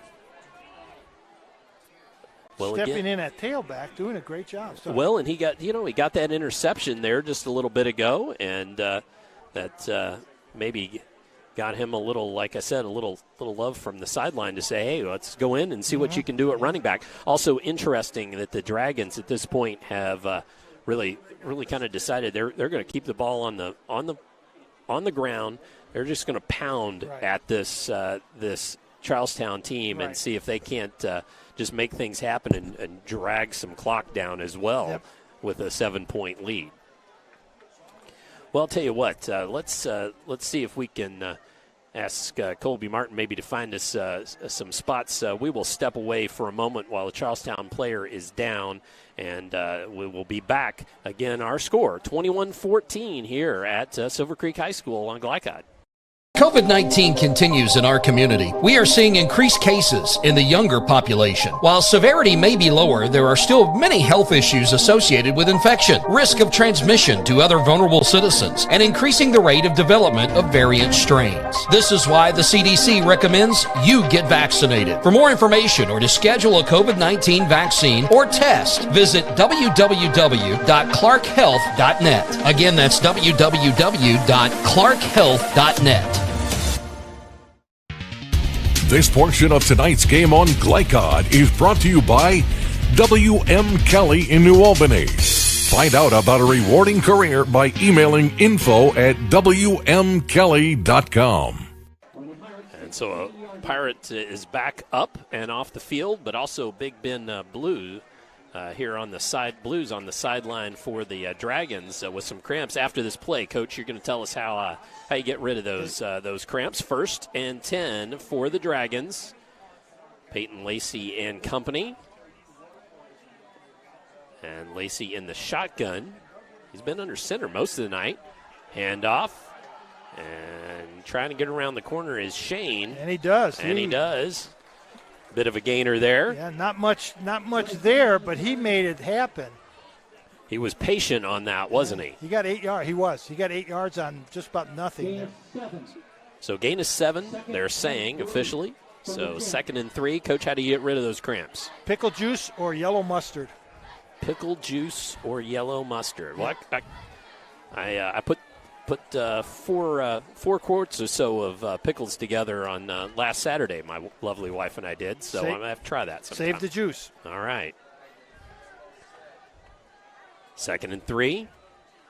And handoff, Mays. And he's drugged back after a short gainer. Looks like it's down to about the 7. It's going to be close to the first down mark. Just shy, looks like. Just a yard. So 3rd and 2. Yep, we got LaShawn Mays is down. It's a hot night, and I'm wondering how much of this will be cramps. Yeah, it is cramping. I think that was the Charlestown player on the other side was cramps also, it looked like. It is a hot one, and it's certainly cooling off now, but it started, I think the real field temp was up over 90 degrees, about 93 or 94 here in the press box. I'm fairly certain Colby could attest to this as he was trying to untangle some wires there, probably around 104 or something. I don't know. It was hot. Yes, it was. So really the key, and by the way, those two things really do work. The key to this, though, is we always used to tell the players, you don't think that drinking a couple cups of water right before the game is what you need to hydrate. You need to hydrate like 2 days before. You need to start drinking water, which is the best thing for you. Water days before the game to get that into your cells to keep yourself from getting cramps. The Powerades, the Gatorades, those things are all great, but nothing beats just plain water. And again, ahead of time. Right. Ahead of time. Not just an hour before the game. Absolutely. Also, good stretching always helps as well. Yes. And I know these young men, I'm sure, probably good about that. Some of us old folks sometimes when we exercise don't remember to stretch like I should. That's right.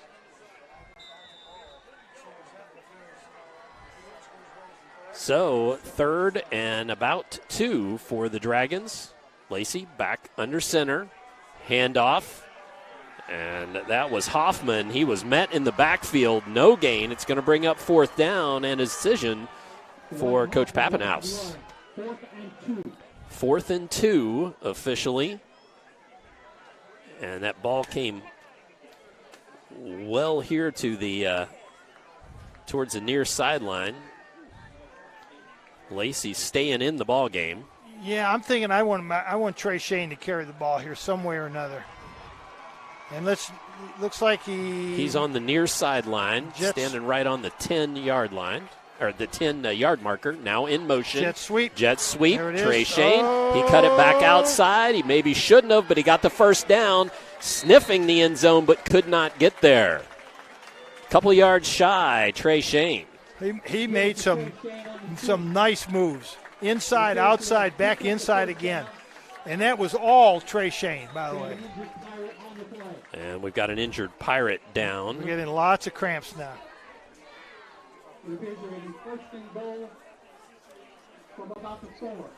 So 1st and goal from about the 4-yard line. I'll try to tell you who that is, maybe.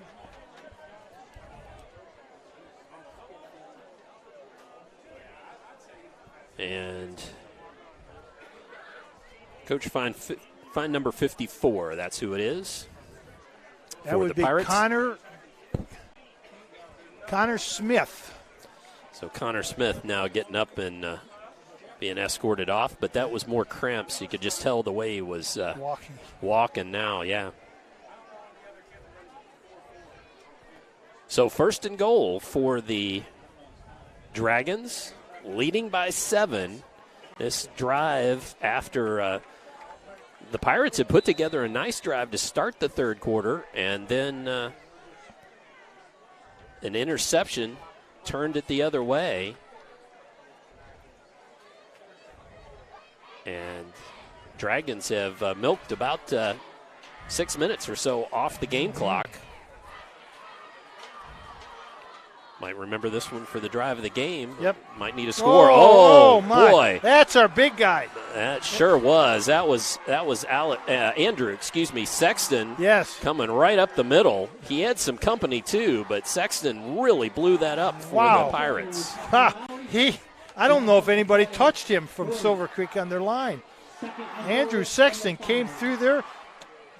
He looked like a runaway refrigerator coming through there. So 2nd and goal from the 5. Sexton blew that up and knocked that back about 3 yards. And really, honestly, running back hadn't quite secured the ball there. Lucky didn't put it on the turf. So looking right, Lacey lofts it out there. Oh, just not able to handle it was Wyatt Hoffman out there. Right on the back marker, and now Hoffman's got a cramp. He's needing to come out, and he can't get anybody to come in for him. All right, he comes off the sideline, but that makes it 3rd and goal from the 5. This is a big moment for these Pirates. They could stay in this game. You know they would love a stand here. Yep, Charlestown needs that stand here. And Peyton Lacey, sophomore quarterback. Now the whistle blows, and timeout.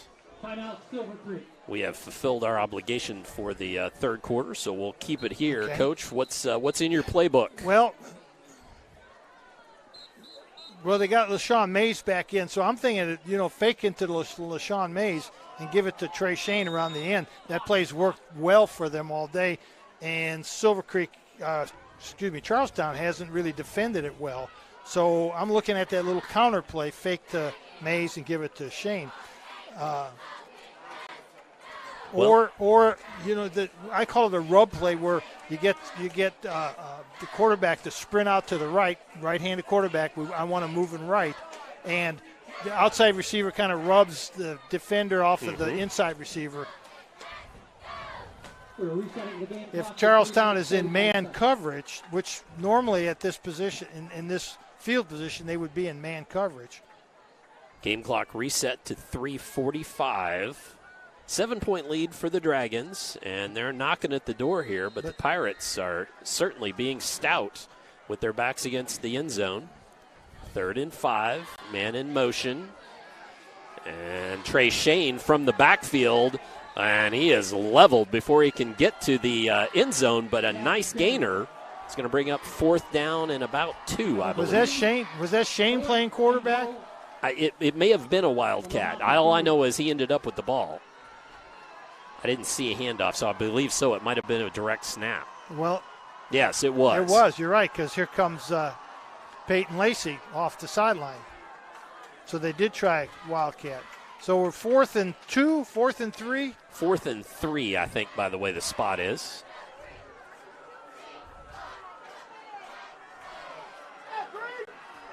Fourth and 3. Under 3 minutes to go now, 3rd period. And there's big LaShawn Mays, and he battles it home. Touchdown. And that's what he's so good at, right there. That's LaShawn Mays' strength last year, in his freshman year, and apparently this year also. Just a good, hard-nosed, short yardage runner. And he's a big kid, too. He is when you get on the field and stand next to him, he is a big young man. So LaShawn Mays, Jr., with the rushing touchdown from 3 yards out. And let's see if Carly Troutman, hold by Peyton Lacey here. See if she can knock the ball through. And here comes the Pirates. Kick is up, and kick is no good. So no good on the kick, but yet a 27-14 lead now for the home Dragons. Let's step away, take a quick break. When we return, we'll have more third quarter action here for you on Glycod. This second shift. This old pair of pants. This staycation. This brown bag lunch. At American Family Insurance, we understand what it takes to make your new kitchen, that new car, or your new house a reality. It's the same as it takes to protect it. To protect your new life. Your future, your dreams. Yes, I'm a dreamer. This portion of tonight's game on Glycod is brought to you by W.M. Kelly in New Albany. Find out about a rewarding career by emailing info@wmkelly.com. 2:55 on the clock, 27-14 our score now as the Dragons look to kick it away. Trejo will put the foot to it, and it looks like back again. Sweeney Almasiga is not back there. Let's see who is. And that's Vaughn, and carrying it right up the middle was, no, that was not Sweeney, that was Cruz. That was Stephen Cruz. Want to give credit where credit's due.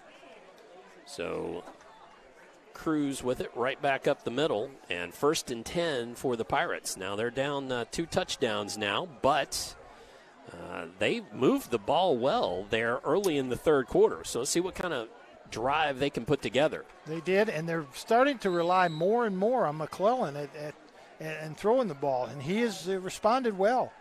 Let's see what they come up with here. McClellan, handoff, and that's McIntosh. Comes around the corner. Nice little gainer there. Going to be about 5 yards or so. See where the official spot is, but a nice gainer.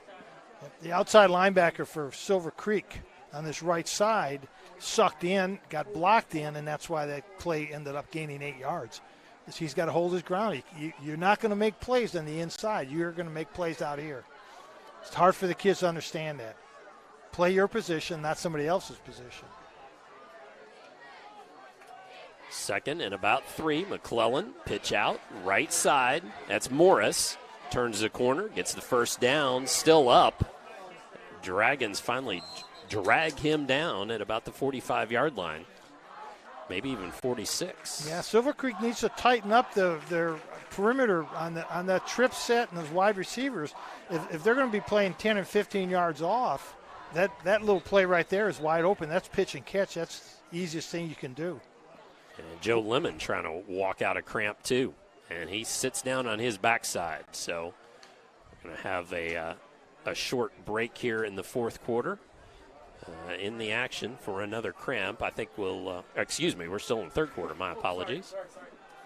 And we'll stay here for the moment. Pickle juice and mustard. That's what Coach says. Coach Kaz says. Yep, I'm telling you, I get terrific cramps. And pickle juice and mustard work. Also, tonic water. Now, I know it's a family show. I won't ask what you put in the tonic water. Okay. No, just the tonic water. Just all right, tonic water. I got it. Yep. Oh, you can put some cranberry juice if you want to. Okay. That's all. 1st and 10. Ball on the 46-yard line. Now, look how far off they're playing. So this little pitch and catch quick screen is just wide open.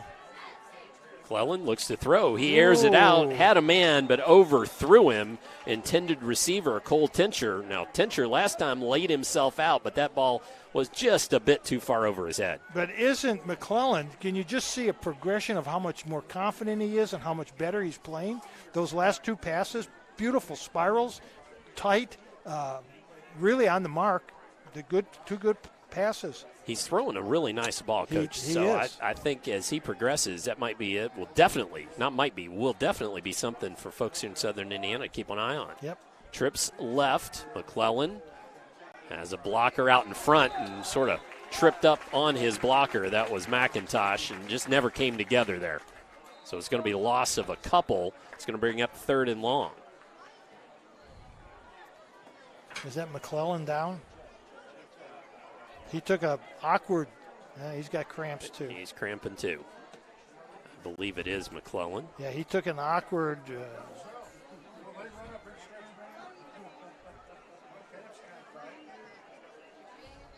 So it's going to be 3rd and about 12 here when we come back. Yep, he's up. We'll see if he comes right back in the ball game. That was not McClellan. That was Cole Tincher, the wide receiver. So he heads to the sideline.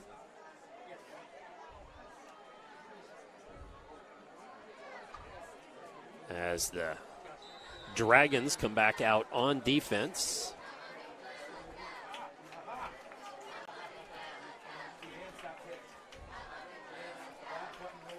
And McClellan back in that shotgun formation. He's got McIntosh back there with him to the near sideline. Trips right, looking to throw. Here comes Roundtree, but he gets the ball away. Oh, nearly picked off. Charles Berkeley, one of the linebacking core for these Dragons, stepped in that passing lane and nearly picked it off. He did. He did a great job coming from his linebacker spot to go 30 yards downfield, almost making a reception. What a great play on his part.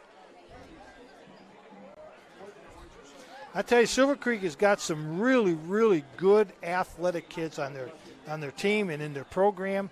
That's one of the things that impressed me so much about them last year was how athletic and fast they were. So Shane and Lemon back deep to receive the punt. There's penalties. And there's going to be a penalty flag. And that was Sweeney that punted it away, caught by Lemon. And he brings it back out to about the 30-yard line. 35, excuse me. But flag on the play. So the point of the foul is somewhere out on around the 50. False start against Charlestown. Yeah. Take it, don't take it. They got good field position right here. I don't know if he'll get better field position. It's one of those that really, that's just a gut choice, isn't it, Coach? Yeah, it really is. If you make them, your thinking is if I make them kick it again, they could get a bad snap, they could get a bad punt, we could block the punt, but at the other end, could muff he could have a great punt, right, or we could muff the catch. Sure. So we got the ball in good field position. I think we should be happy with that. And that's exactly what Coach Pappenhouse did. So it will be 1st and 10 for Peyton Lacey and the Dragons. One thing a lot of people don't understand is the coaches, they've got to make, these decisions they have to make are, 10, 15-second quick decisions between take it, no take it, what play to call, what defense to call, what's going on. They're all quick 1, 2, 3 second decisions. So 1st and 10 with the ball just shy of the 40-yard line in Dragons territory. And a handoff in the backfield there. That was Berkeley. Yeah, number 10, that outside linebacker, Terrence Bonner, outside linebacker. That's what we talked about. He held his position, and all that stuff going on in the backfield, he held his position and made the tackle because he's not going to make a tackle over on the left side or in the middle, but he's going to make a tackle over here on the right side.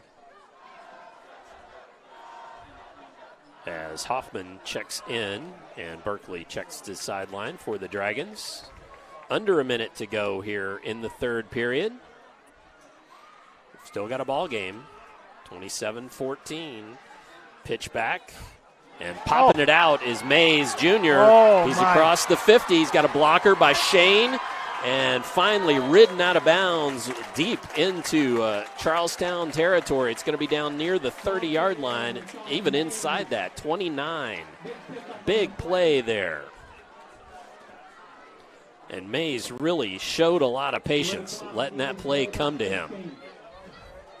Otter's back there probably saved a touchdown by making that tackle, too. He chased him down, came all the way across the field to chase him down. But isn't it amazing that Mays was stopped, but he kept his feet moving until he found an open area. And snap, handoff to Shane. He cuts it back through the middle. He's got open ground. Touchdown from the 29-yard line, Trey Shane.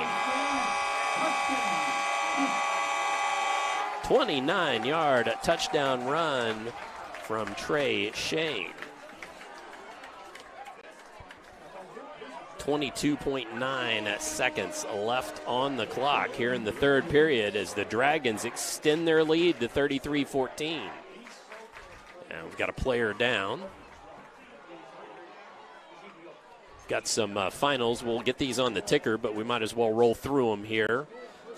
Male 49, Floyd Central, nothing. That was a running clock in the later game stages. Scottsburg and Clarksville really in a tight one. Scottsburg leading that one 21-19 late in the third. 20-7 Bethlehem's over Providence. And Bloomington South up 20-7 over New Albany in the third period. Our thanks to executive producer Steve Bird for getting those to us. And that scoreboard here is 33-14 with 22 ticks left on the clock in the third period. Coach, I tell you what, we had so many running clocks, it seemed like last year, all over high school football. Just, I think, with COVID, quarantines and so forth. So it's nice to have a ball game that's was tight. Now, if the Dragons can manage to punch it in from here, it's certainly going to maybe begin to get out of hand. Well, so Lacey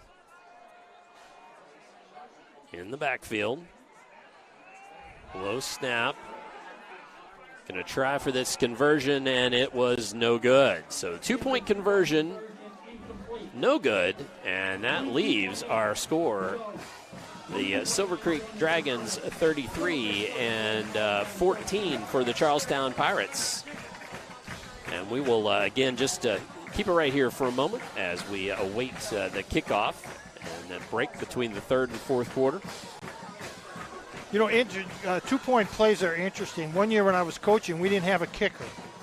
So we in fact, it was in 1984, my first year at New Albany.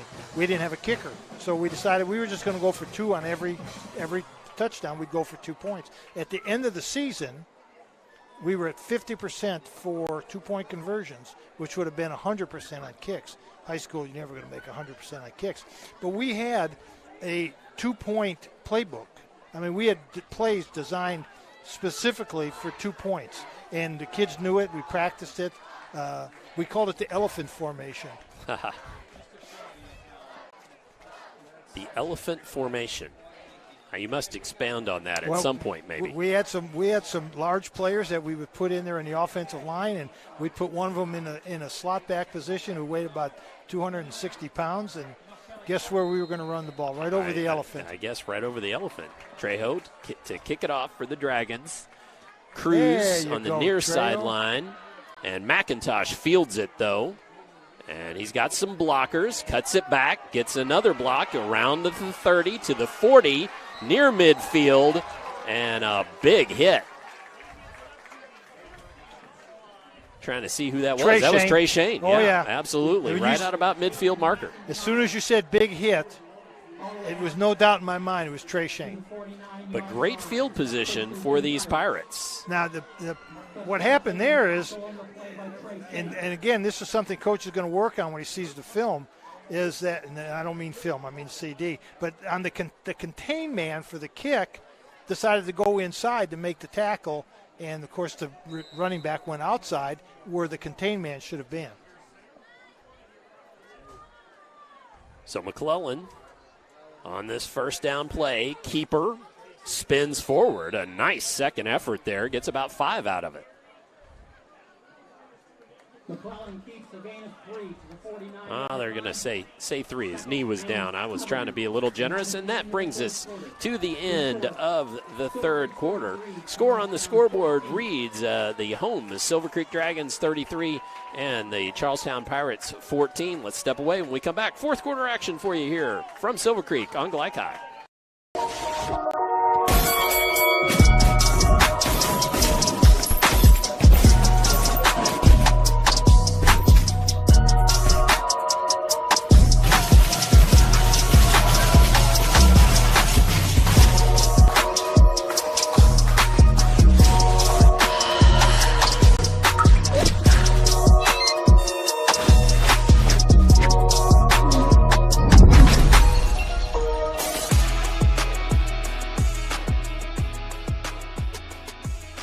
Hi, I'm Isaiah.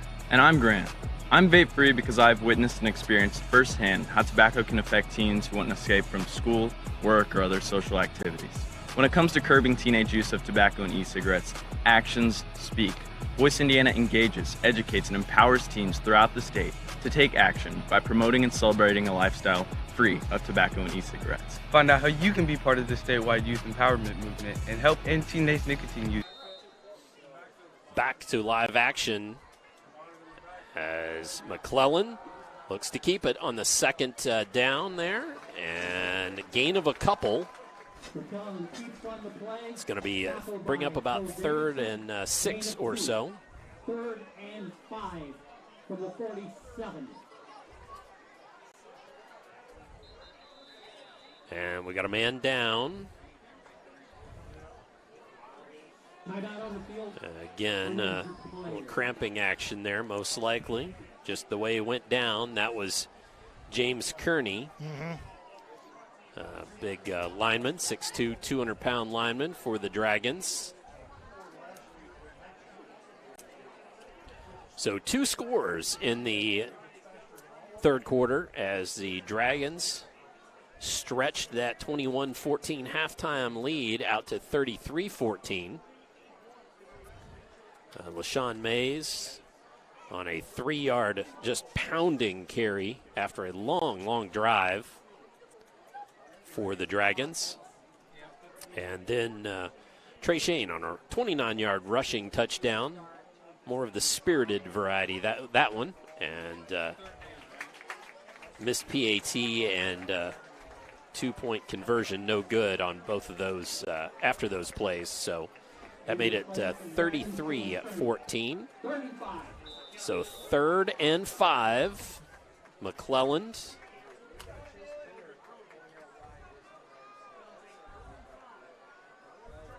Takes the snap and swarmed. And then brought down. That was McIntosh, got into the backfield. So McIntosh playing well on defense as well as offense. The swarm of dragons or a flight of dragons? What do you think? You go with whatever you want, Coach. Okay. There was a lot of them, though. There was a lot of dragons in there. There was McClellan didn't have much to go with there. 4th and 8. The ball just on the Pirates side of the 50-yard line.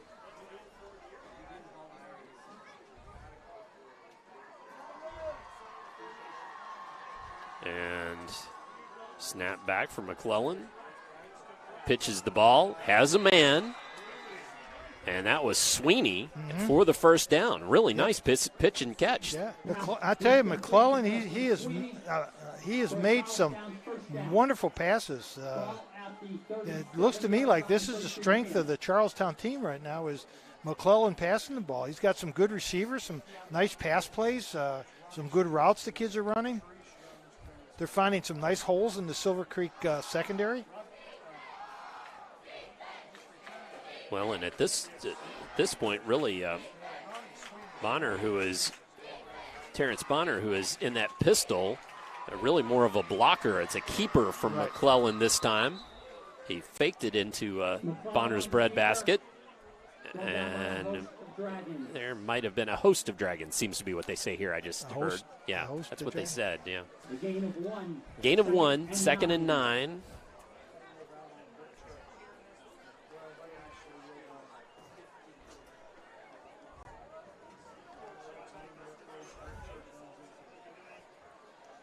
Second and 9, and clock at about the 10-minute mark. Oh, direct snap, and that was to Benner. Benner back in at quarterback, and I didn't see McClellan. Where was he? Was he out on the wide receiver? I don't know. McClellan was tackled on that last play, and he went to the sideline. So Benner's back. Well, he played quarterback last year. Sure did, and he's. Well, I hope McClellan's not hurt seriously because he really was having a nice game. So Benner, and he is a big dude. There's no doubt about that. And here comes. And there's a screen pass again. Screen pass, and that was to Morris. And I was going to say, here comes Big Ben Blues, and he laid Benner out. And now we've got a dragon down. Pass was complete there, and a nice little gainer. It's going to bring up 4th and about 4. And Cole Davidson made the play and then ended up paying the price. He's down on the field, so we're going to step away, going to take a brief break. When we come back, we'll have more fourth quarter action on Glycod.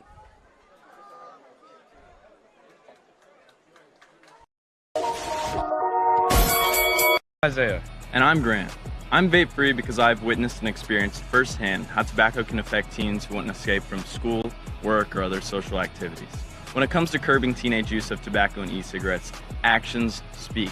Voice Indiana engages, educates, and empowers teens throughout the state to take action by promoting and celebrating a lifestyle free of tobacco and e-cigarettes. Find out how you can be part of the statewide youth empowerment movement and help end teenage nicotine use by going to voiceindiana.org. You're watching Southern Indiana High School football from Glycod.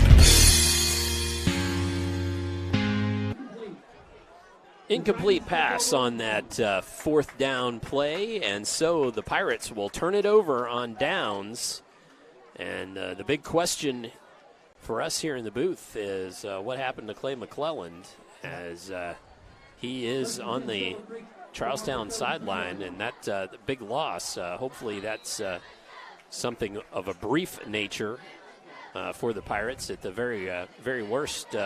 Maybe the rest of the evening. I see him standing on the sideline with his helmet. So. And he's next to Chase Benner there. So isn't that him? Is that? Yep, 18? sure is. Yeah. Yep. So, all right, he's got his helmet, and that's important. If he's hurt that bad, they usually take their helmet away from him. All right, so here goes the Dragons, and a pitch back, and that was Mays. He rattles forward for a couple.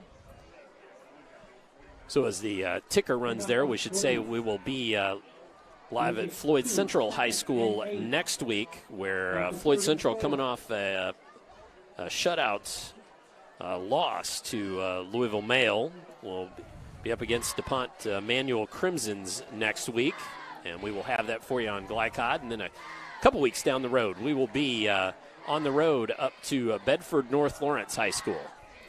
To see Jeff and Bedford North Lawrence in that Hoosier Hills Conference tilt. Always fun to go to Bedford. Nice tackle. And losing their helmet was Almasiga. He is. And that was Berkeley on the run. Yeah, Almasiga's a tough guy.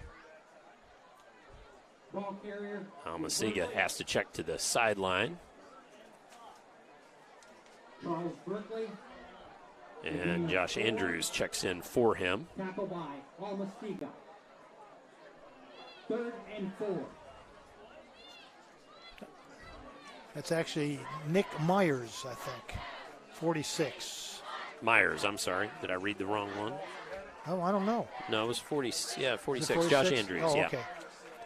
So Lacey under center. Looks to throw it and does. Has the man. Caught Trey Shane. And he caught that and then pushed out of bounds. He caught it about the 43-yard line, ran for another 8 or so yards down to the 35 before getting knocked out of bounds. Trey Shane with another big play. Yep. Well, you can't lose track of where Trey Shane is lined up and what he's doing. You just got to know Trey Shane's here, and I've got to cover him. Or if Trey Shane is here, and we got to respect him coming back the other direction. You just need to know where Trey Shane is lined up all the time. He is going to be the focus of every team they play. Lacey back under center. 3 men in the backfield with him. Side handoff, and just a scrum right up front. Going to be a short gainer. That play is designed to keep the fullback happy and his mommy and daddy happy. Gotcha. Gain of a couple. So he gets 2 carries a game. That was his second one. Matthew Hutzel for the Dragons. And I'm just going to take a wild guess. Likely cramped again. Mm-hmm. Or not he again, excuse me, but likely another cramp, I should say. 8:13 remains here. And I believe we do have another fourth quarter obligation. So why don't we step away and do that, and we'll come back for more here on Glycod. Nobody wants to be told that they have cancer. When you find out that you have cancer, you want to make sure and try to get it treated as quickly as possible. That's what Priority Radiology did for me. The time they saved me from fretting about it is something I can't repay. They got me my results within 3 hours. It's unheard of to get that kind of results that quick. I can't hardly tell you how important that was for my mental state. It really helped me get through that day. You're watching Southern Indiana High School football from Glycod.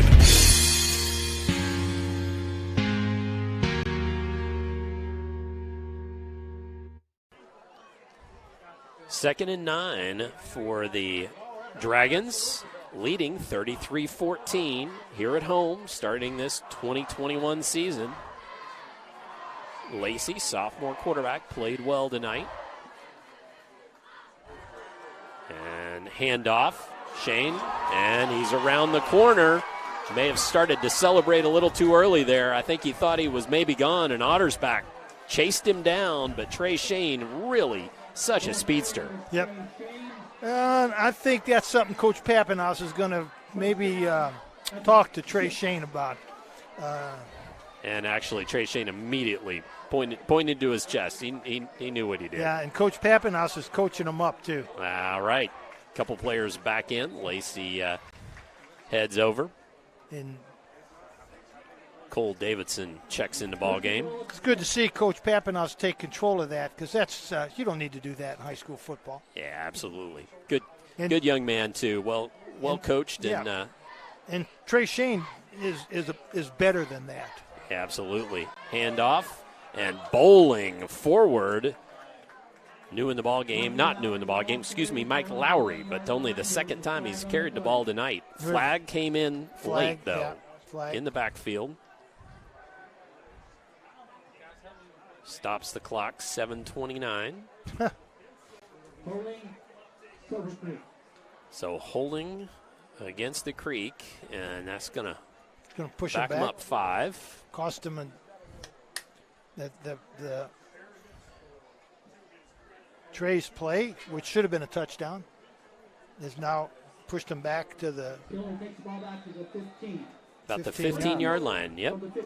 First and goal from the 15.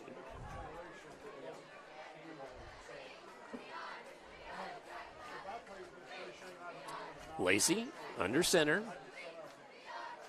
Mays in the back of the I formation there. He looked to pop it outside, but well smelled out there by Alex Harden.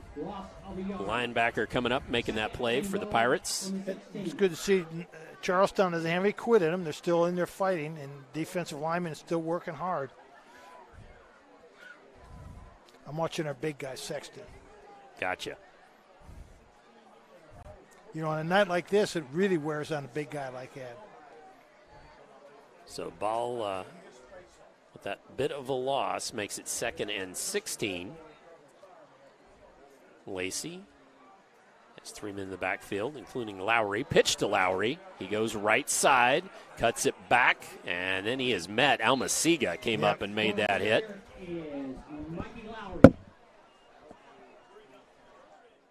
As was a short gain, couple yards.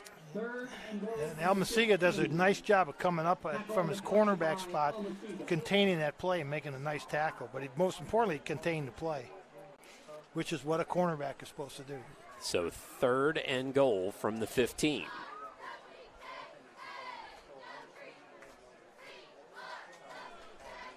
See what Coach Papineau dials up for us here as the clock runs. It may just be, what do you think about the idea, Coach, of just keeping it on the ground 2 plays and that's all. You don't need any points. Grind some clock down. Yeah, and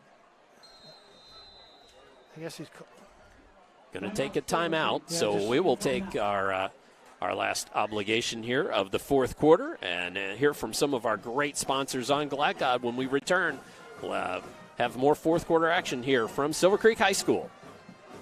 COVID-19 continues in our community. We are seeing increased cases in the younger population. While severity may be lower, there are still many health issues associated with infection, risk of transmission to other vulnerable citizens, and increasing the rate of development of variant strains. This is why the CDC recommends you get vaccinated. For more information or to schedule a COVID-19 vaccine or test, visit www.clarkhealth.net. Again, that's www.clarkhealth.net.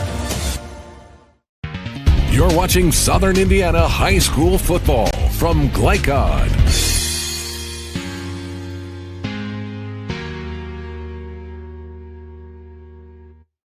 (33-14) our score here at Silver Creek High School, and 3rd and goal, from the 15. Coach put Trey Shane back in, so Trey has learned his lesson, I'm sure. And Lacey directs some traffic. Now coming out of that timeout, though, Berkeley sort of late getting into the huddle. He's back in that halfback position. Sprint Low left. snap. Sprint left. Ball up by Lacey. Nearly picked off through about 5 sets of hands there, but falls harmlessly to the turf. That does stop the clock, though. Yep. We got a flag on the play. It's against Silver Creek. They're looking to see if Charlestown wants to decline the penalty. So holding against Silver Creek. And this has been decline, this has been a bad series ever since the Trey Shane didn't get in the end zone. Nothing good has happened in this series for Silver Creek. They have backed up again. Yep. So that was declined. That brings up 4th down. Coach Hawkins wisely just wants that down. Ball on the 15. 4th and goal from the 15. I'm not sure that last pass play was designed by Coach Papp to have 3 of his receivers all in the same spot. Trey Shane at the near sideline. And Berkeley in the backfield. Lacey as Shane's in motion, and then a flag comes in. Going to be a false start. False start against Silver Creek. Backs them up again. Well, for a game and a team that really had been pretty clean up to this point, there's a lot of laundry on the ground now.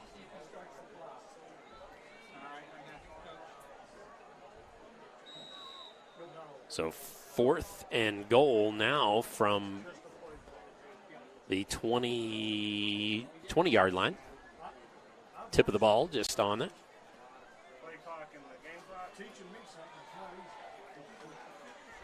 Lacey looks to be under center.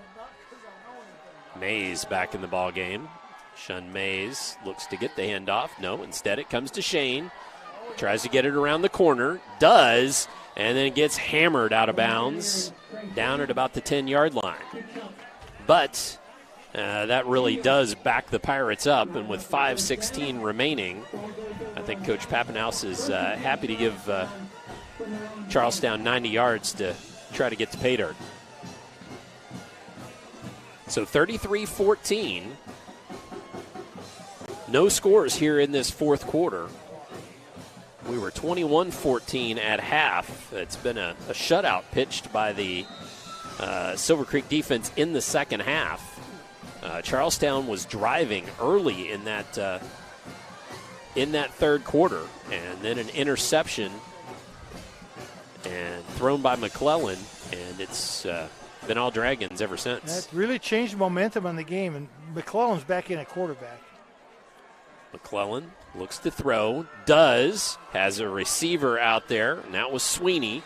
He's got the first down and some more. Well, let's see what the hurry-up looks like for the Pirates. Oh, flag. I see the laundry now. Can't hurry up when there's a penalty, holding.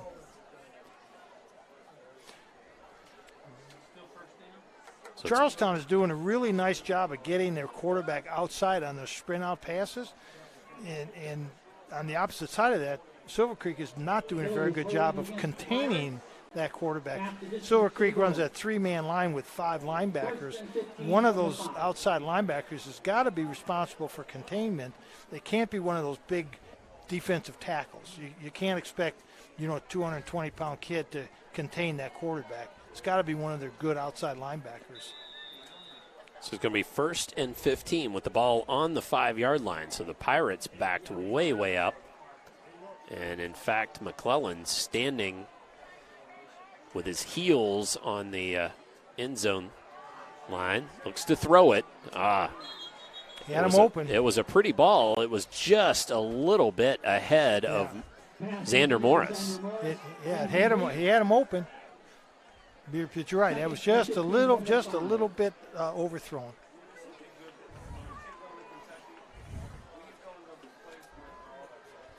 So we're going to make it 2nd and 15 from the 5-yard line.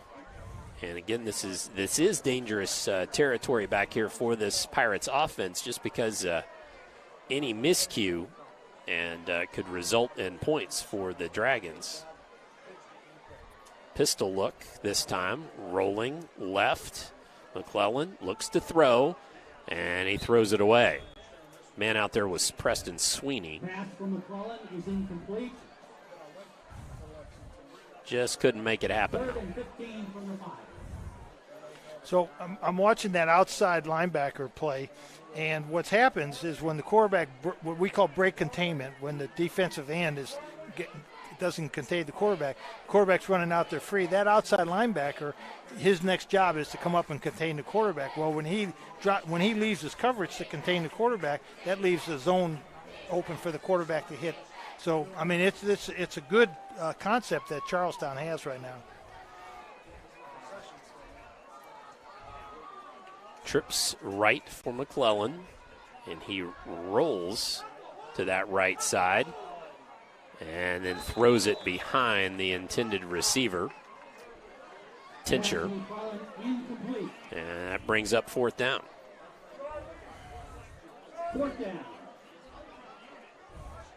So we'll see if Preston Sweeney is the punter. Yep. If he heads back into punt formation here, looks like he is. He's going to be really kind of buried in his own end zone. Trey Shane and Joe Lemon walk back, and they will be back at about the 43-yard line. And that was off the side of the foot. It's not going to go far. Downed there at about the 22-yard line. Down by Alex Harden. Alex Harden. Yep. So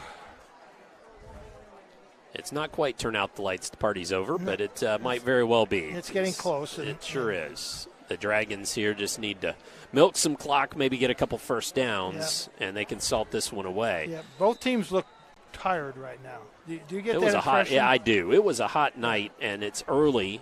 Really, game shape only comes, it seems like, after games. Right, yeah. And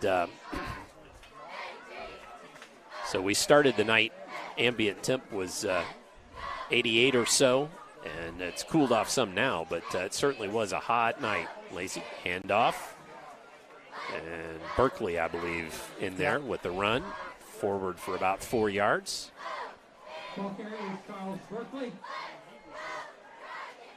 We got helmets tangled together, it looks like. Yeah, they are. That was some good high fives afterwards there. Yep. Well, I'm sure they're so close together, the schools are. The kids know each other. They hang around together. They're good friends most of the time, except for on the gridiron on a Friday night, right? Yep. As Peyton Lacey back again under center, pitch back.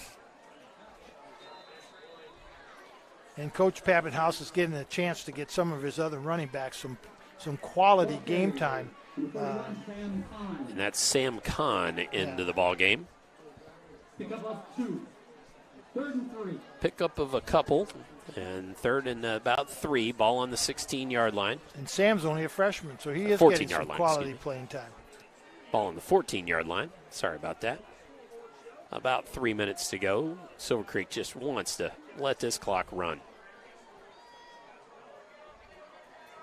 Lacey. Really a battle of sophomore quarterbacks tonight. And handoff. And around the corner.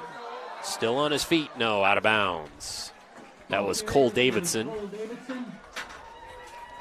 Cole Davidson with the carry there. He's a senior, getting some offensive play time now. Gets that ball inside the 10-yard line, so it'll be 1st and goal from about the 9. Well, I was going to say that both these sophomore quarterbacks now, McClellan much more the thrower than we have seen out of Lacey.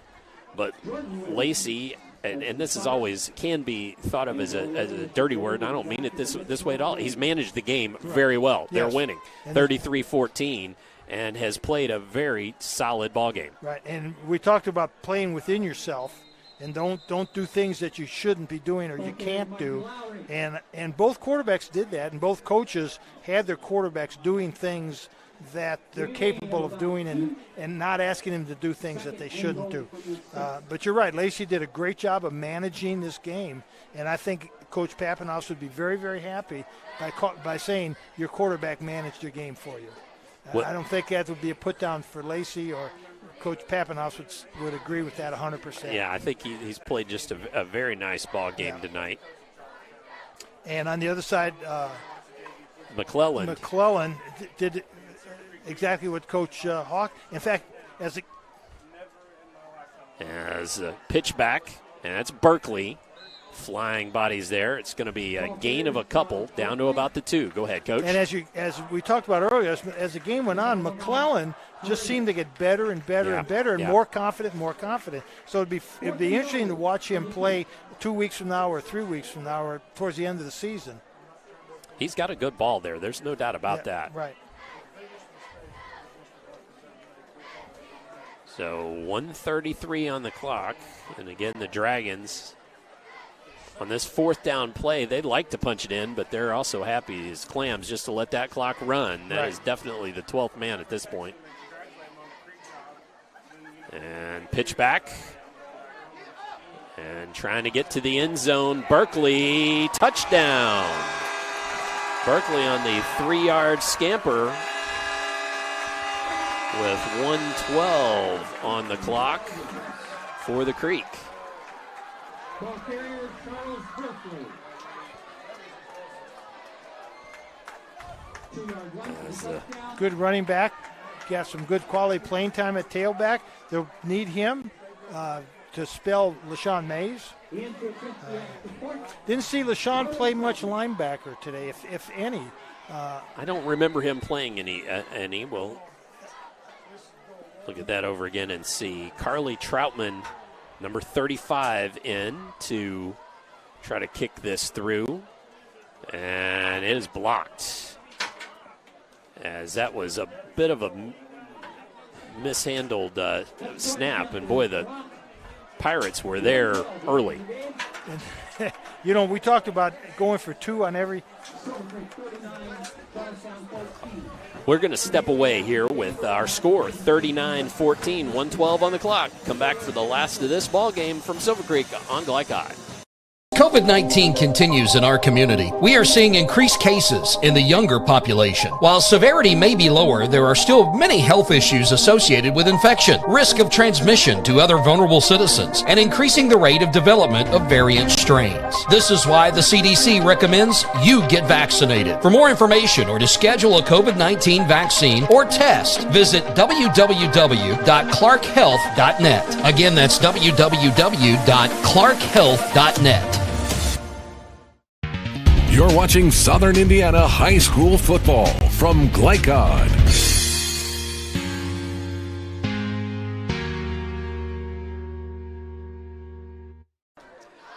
As getting ready to kick off, Trejo will put the boot to it. 39-14, our score. Dragons. Really, it's been all Dragons here in the second half. 3 scores for Silver Creek. Trejo on the ground, takes a nice bounce, and that was Ethan Vaughn, fielded by Vaughn, still up. Not much of a gain there, to about the 30. McClellan's brings it out, brings the ball club back out. No, it is, looks like it's going to be Benner again. Nope. My bad. Yeah, it's McClellan. Yeah. Benner's just out to play that tight end position. Well, he's a good-looking young man, though, isn't he? Big, tall kid. Well, and as McClellan gets more and more comfortable with distributing the ball, he may have some weapons out and around there. And takes it back away from the running back, keeps it himself. And nice gainer across midfield. So down to the 48-yard line. McClellan with a nice run there. 16 yards on that carry. Under a minute to go, though. Clock stopped. 58 seconds remain here in this opening night's ball game from Silver Creek. Coach Papp has got some of his, I used to call them reinforcements, some of his substitute players in the game now. Younger kids. Give them some good playing time. McClellan, handoff from the right side. That was Logan Harvey, and he bowled his way forward for a first down. Yeah, Logan's probably trying to find a spot on the starting lineup. You know, he says, give me the ball, coach. Let me show you what I can do. That was a nice run. Yep. So ball down to about the 39-yard line, 1st and 10. McClellan calls for it. And off again. And Harvey. Again. With almost 10 yards, but Laundry comes in late, and there's 2 flags. And let's see. 2 flags. 2 flags. I think that came from the same referee, too. I think the umpire threw both his flags. I'm not sure. He doesn't have any flags left in his pocket. But we've got a personal foul. And unsportsmanlike. And unsportsmanlike. And Keonta Goodwin, I believe he may have said something about the call, and he is ejected from the ball game. And you know the sad part about that is that's the last play of the game. It sure is. And he's going to have to sit out a game because of that. But when you get ejected, you have to sit out a game. So it's the last play of the game. And now he will miss the next ball game. I think that's the rule. For these Charlestown Pirates. Well, that is the final score then, our final 39-14 from here at Silver Creek, as we have the teams line up on the 50-yard line to congratulate each other, something we sure didn't see last year. Well, that will do it for our opener tonight on the field, but we've got a lot to talk about here with everything that transpired. So come on back, stay tuned for our postgame show here on Glycott. Opioid overdoses in Clark County are at record highs. That's why the Clark County Health Department is now training volunteers to administer to victims of opioid abuse the drug Narcan, which may reverse its effects. To find out when and where CPR and Narcan training will be available, visit clarkhealth.net. You can help control the opioid epidemic. A message from the Clark County Health Department. I'm a tailgater tailgating to get to my tailgate. I can't go anywhere. But you're so busy watching me tailgate that you don't see the one in front of you. And your cut rate car insurance, it might not pay for this. So get Allstate and be better protected from mayhem. Like me. Contact Floyd Snobs and Jeffersonville Allstate agent Packy Page today.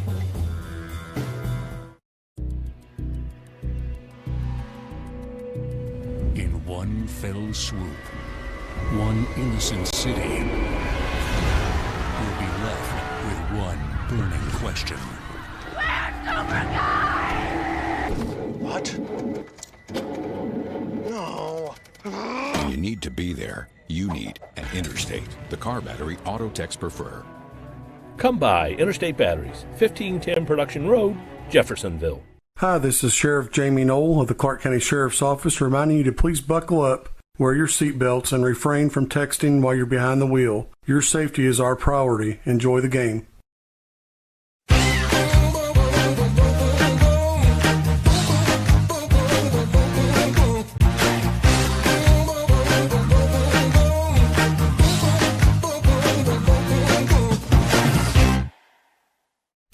Tonight's post-game recap is brought to you by Interstate Batteries. Find a wide selection of batteries for all types of vehicles at their locally owned Jeffersonville location, 1510 Production Road.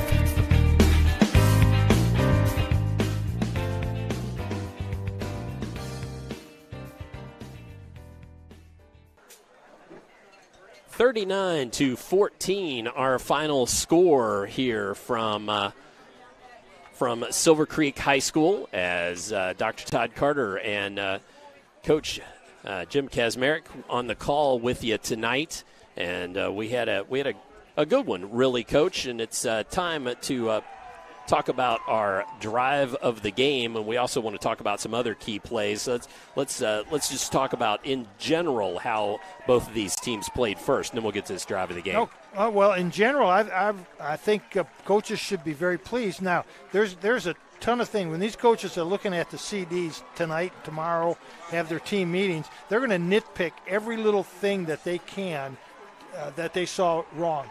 both coaches, they're going to nitpick and pick every little thing that they can see, because the greatest improvement that teams make is from week 1 to week 2, because the players now can see this in game action, see themselves, and when the coach says you got to contain, you got to do this is what you got to step with this foot. Here's why, and you can see it in the CDs. So, but the coaches have to be pleased with what they saw. I was impressed with the quarterbacks. I was impressed with the youth of both teams and how well they played. The game just kind of got away from Charlestown, and we'll talk about when that happened. Well, that really was that first first series that Charlestown really was driving the ball well in that third quarter. They were trailing just by a touchdown and had the ball working it, really trying to work it deep into Dragons territory. And then Mike Lowry stepped in front of a pass from McClellan, and that then sets up the drive of the game. Tonight's drive of the game is brought to you by Jim Butner Auto Group in Clarksville. They're striving to keep you driving. So, Coach, we can talk about what happened after that. Well, and we can go. Let's go backward just a little bit. Charleston had just scored this at the end of the end of the first half to make the score 21-14. So now the game's really gotten tight. They're going to get the ball to start the second half. They get the ball and they're driving, they're moving. It's going to become 21-21 here very quickly. You're right. Lowry makes a play, one of the plays of the game, probably on that interception. So Silver Creek gets the ball and then goes almost 8 minutes. On their, I guess it was about a 7-minute drive. Yeah, about a 7-minute drive, yep. And scores, changes the whole complexion of the game. The interception, the drive, the touchdown changes the whole complexion of the game, changes the way Charlestown's got to attack now. So everything happened on that one interception play. LaShawn Mays ended up with that score there on that rushing touchdown from 3 yards out to make it 27-14, and that capped the drive of the game, brought to you by Jim Butner Auto. Well, let's step away. When we come back, we will talk about the scoring in tonight's ball game and recap that for you. We still have most outstanding players to get to later on, and we will do that when we return on the postgame show here on Glycod. Westminster Village, Kentuckiana in Clarksville for affordable retirement living in a multi-level community setting. Our monthly apartment rentals start at $750 for a one-bedroom or $1,050 for a two-bedroom with no security deposit or application fee. We also offer assisted living options with Medicaid waivers accepted. Call 812-282-9691 to schedule a tour or go online at westminstervillageretirement.org for a virtual tour. Experience the difference at Westminster Village, Kentuckiana.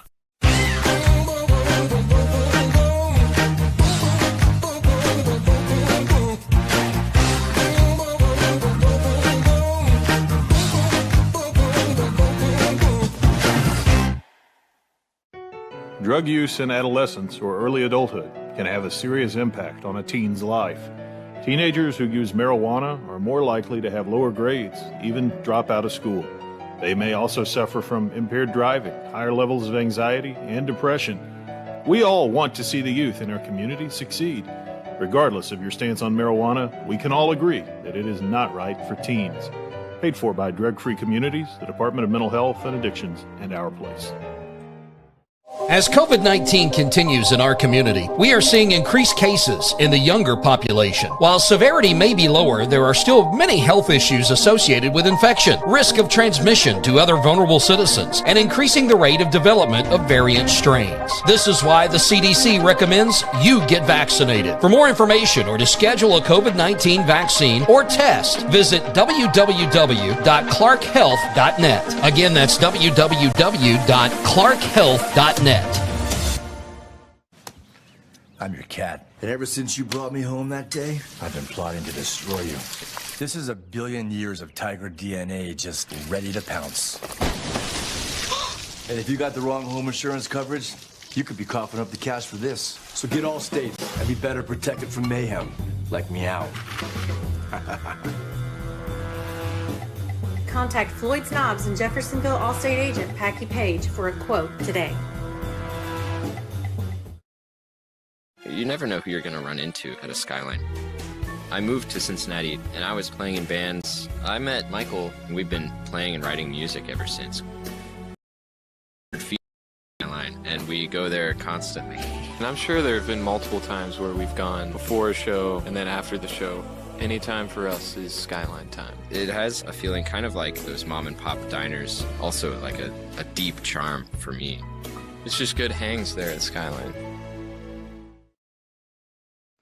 Founded in 1910 in the Ohio Valley region, German American Bank has been raising the standards in banking, insurance, investments, and wealth management for over a century. We're big enough to provide the conveniences of modern banking, yet small enough to care about the people and communities we serve. Because we believe that when a community thrives, its people prosper. Strengthening our community since 1910. German American Bank. You're watching Southern Indiana High School football from Glycod.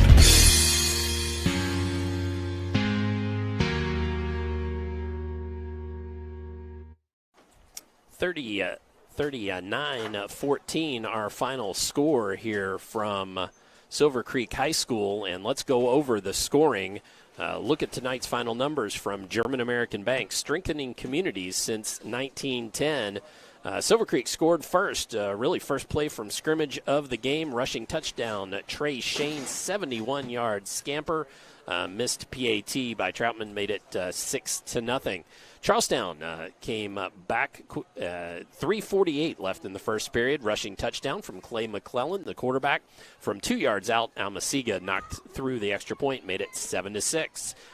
Pirates, their only lead of the ballgame. 1:32 remaining in the third quarter. Trey Shane strikes again, 69 yards. Mays with the 2-point conversion made it 14-7. Second quarter, Silver Creek scores again to extend their lead to 21-7 on a pass play, a flea flicker to Trey Shane, 60 yards. That went. Troutman knocked through the PAT. Again, that made it 21-7. Charlestown came back and gave us our halftime score of 21-14 on a McClellan pass to Ottersbach for 37 yards. Almasiga knocking through the extra point. Second half scoring was, again, our drive of the game after the interception by Lowry. LaShun Mays with a 3-yard plow into the end zone for Silver Creek, making it 27-14.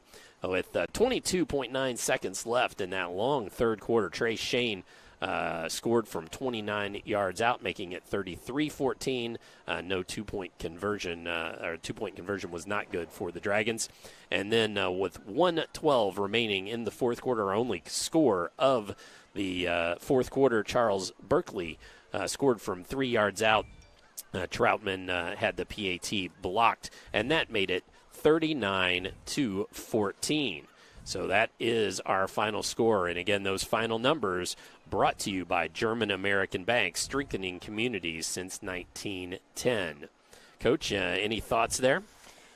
Well, again, the play of the quarterbacks, the play of the young kids, really it was a great opening night for both teams. They got a little raggedy in the fourth quarter. Probably two things they have to work on is make sure the players get hydrated for next week, and maybe Silver Creek needs to work on their PAT, especially their protection. The young lady probably can kick the ball pretty good. Coach Pappenhaus felt very confident about her kicking anywhere 30 yards and in.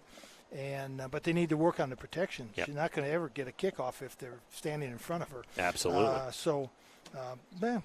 All right. A good night. It was a good night for an opening night. Exciting high school football. Absolutely. Well, let's jump away, and when we come back, you want to come back for this because Coach is going to give us your most outstanding players. So when we come back, we'll have the most outstanding players of the ball game tonight on Glycod. Founded in 1910 in the Ohio Valley region, German American Bank has been raising the standards in banking, insurance, investments, and wealth management for over a century. We're big enough to provide the conveniences of modern banking, yet small enough to care about the people and communities we serve. Because we believe that when a community thrives, its people prosper. Strengthening our community since 1910. German American Bank. busy, always on the go. And when your car needs repaired, you need it done right. At Call's Body Shop, you can make an estimate appointment to better serve you. Just call 812-949-5245 and schedule a time that fits your schedule. They're open Monday through Friday, 8 to 5, and are family owned and operated. They've been serving Southern Indiana since 1954 at 2801 Mount Tabor Road in New Albany. It's your car, and you have a choice on your repair. Call's Body Shop. Can they fix it? Yes, they can. What makes a credit union different or better? As a full-service credit union for the communities we serve, Centra offers competitive rates, online convenience, and a solid network of branches and ATMs. But we think we offer something more. They looked at me as a person, not a number. I would say it's always been a good, personable experience, whether it's over the phone or actually at a Centra location. And we don't just listen to our members. We deliver new services, better rates, and lower fees. Visit Centra.org to learn more.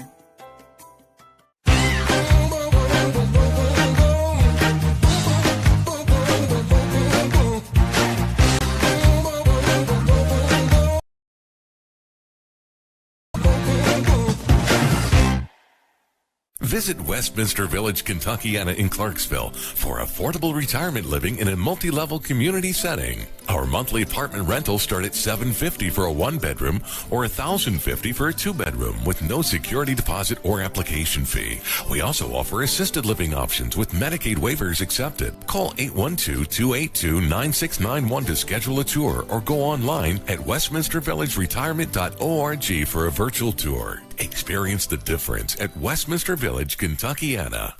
As COVID-19 continues in our community, we are seeing increased cases in the younger population. While severity may be lower, there are still many health issues associated with infection, risk of transmission to other vulnerable citizens, and increasing the rate of development of variant strains. This is why the CDC recommends you get vaccinated. For more information or to schedule a COVID-19 vaccine or test, visit www.clarkhealth.net. Again, that's www.clarkhealth.net. Skyline for me is like my second home. So I started off at drive-thru, and then the next thing I know, I was serving full-time. My favorite regulars are always the ones with the kids. We're just laughing, talking, catching up on whatever's going on in our lives. Sometimes when I'm working the drive-thru, I'll hear a specific voice, and I know exactly who it is. When they pull around, I'm so excited to see them, and they're just as happy to see me. Skyline is more than just a restaurant to me. It's a fun place to work, and it's a fun place to eat. You're watching Southern Indiana High School football from Glycod.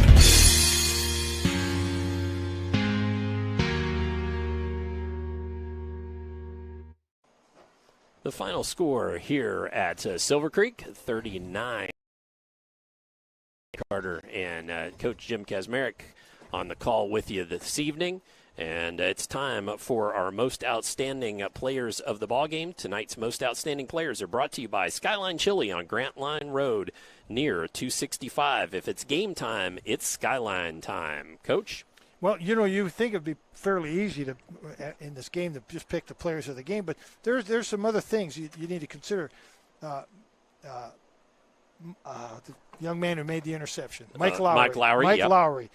Turned the whole game around. How important was that in this game? Absolutely. Fantastic. The young man coming in, Peyton Lacey, coming in at quarterback, managing the game when he was an untested sophomore, did a great job.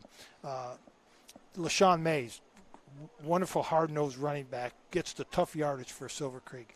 But it's really hard to not say Trey Shane is the most valuable player. Actually, he was the most valuable player on the field. Mm-hmm. So Trey Shane for Silver Creek. So Trey Shane for Silver Creek and for Charlestown? And basically the same thing. Charlestown I like Jaron Almasiga. I think he's an all-purpose player. Charlestown, if he's not playing, they're missing an important cog to their offense. But I really do think that Clay McClellan, the quarterback, really stepped up tonight and showed that he's going to be a really good prospect for Charlestown. So I think Clay McClellan tonight. All right, so those are your two Skyline Chili most outstanding players of the game, Charlestown's Clay McClellan and Silver Creek's Trey Shane. For more information on tonight's winners and to vote for our Player of the Week, presented by Colby Martin, please visit glycod.com. Voting begins tomorrow at noon and runs through Wednesday morning. And a special thanks to Colby for his support of this recognition. And he is also our on-site producer, which we'll get to even more thanks of that later. Worked very hard tonight. Had a little technical difficulty early, not just with technology, but hey, we ended up with a good ball game. Coach, yes, we did. Final thoughts on this one as we wrap up, and we'll tell you what's coming up next week. Well, Silver Creek's got work to do. I'm sure Coach Papp is going to, like I say, he's going to be look at that CD and game film and really analyze where their strengths are and where they really need to improve. They've beefed up their schedule quite a bit because they've got Floyd Central and Jeffersonville on their schedule. So they're stepping up into the big boys. That's going to help them in the long run because in that sectional, they've got to go through East Central. At some point or another, they're going to bump into East Central. Hopefully it's not the opening game of the sectional. That, to me, is crazy that the state still hasn't decided to seed the sectionals. We need to talk more about that in coming weeks. We should. And the same thing is true with Charlestown. I would hope that. I'm not sure exactly what games we have going forward, but it would be nice to see how both these teams improve as the season goes on, especially Clay McClellan. Well, next game for both of these teams, Silver Creek is at Salem, a rivalry game there. And against the Salem Lions, Charlestown hosts the Brownstown Central Braves. So that's interconference. So that also a rivalry game. Now our games next week. Will be for us here on the Indiana broadcast. We will be up at Floyd Central High School with the Manual Crimsons, DuPont Manual Crimsons, coming into Floyd Central. Also on Glycod next week at 7 p.m., Ballard Bruins at the Male Bulldogs. Audio feed of PRP at Doss. And at 7, those are all 7 o'clock games, and 7:30 Fairdale at South Oldham. That one a video presentation as well. Well, I think that should just about do us from here at Silver Creek High School. For the most in-depth coverage of Southern Indiana high school sports, visit glycod.com. Join us next week for Manual Floyd Central from Floyd Central High School. Tonight's on-site producer was Colby Martin.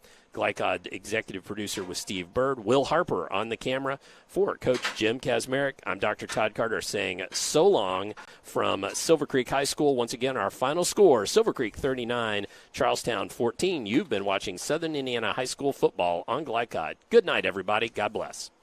From Glycod, this has been Jim Butner Auto's Southern Indiana High School football. Jim Butner Auto in Clarksville, striving to keep you driving.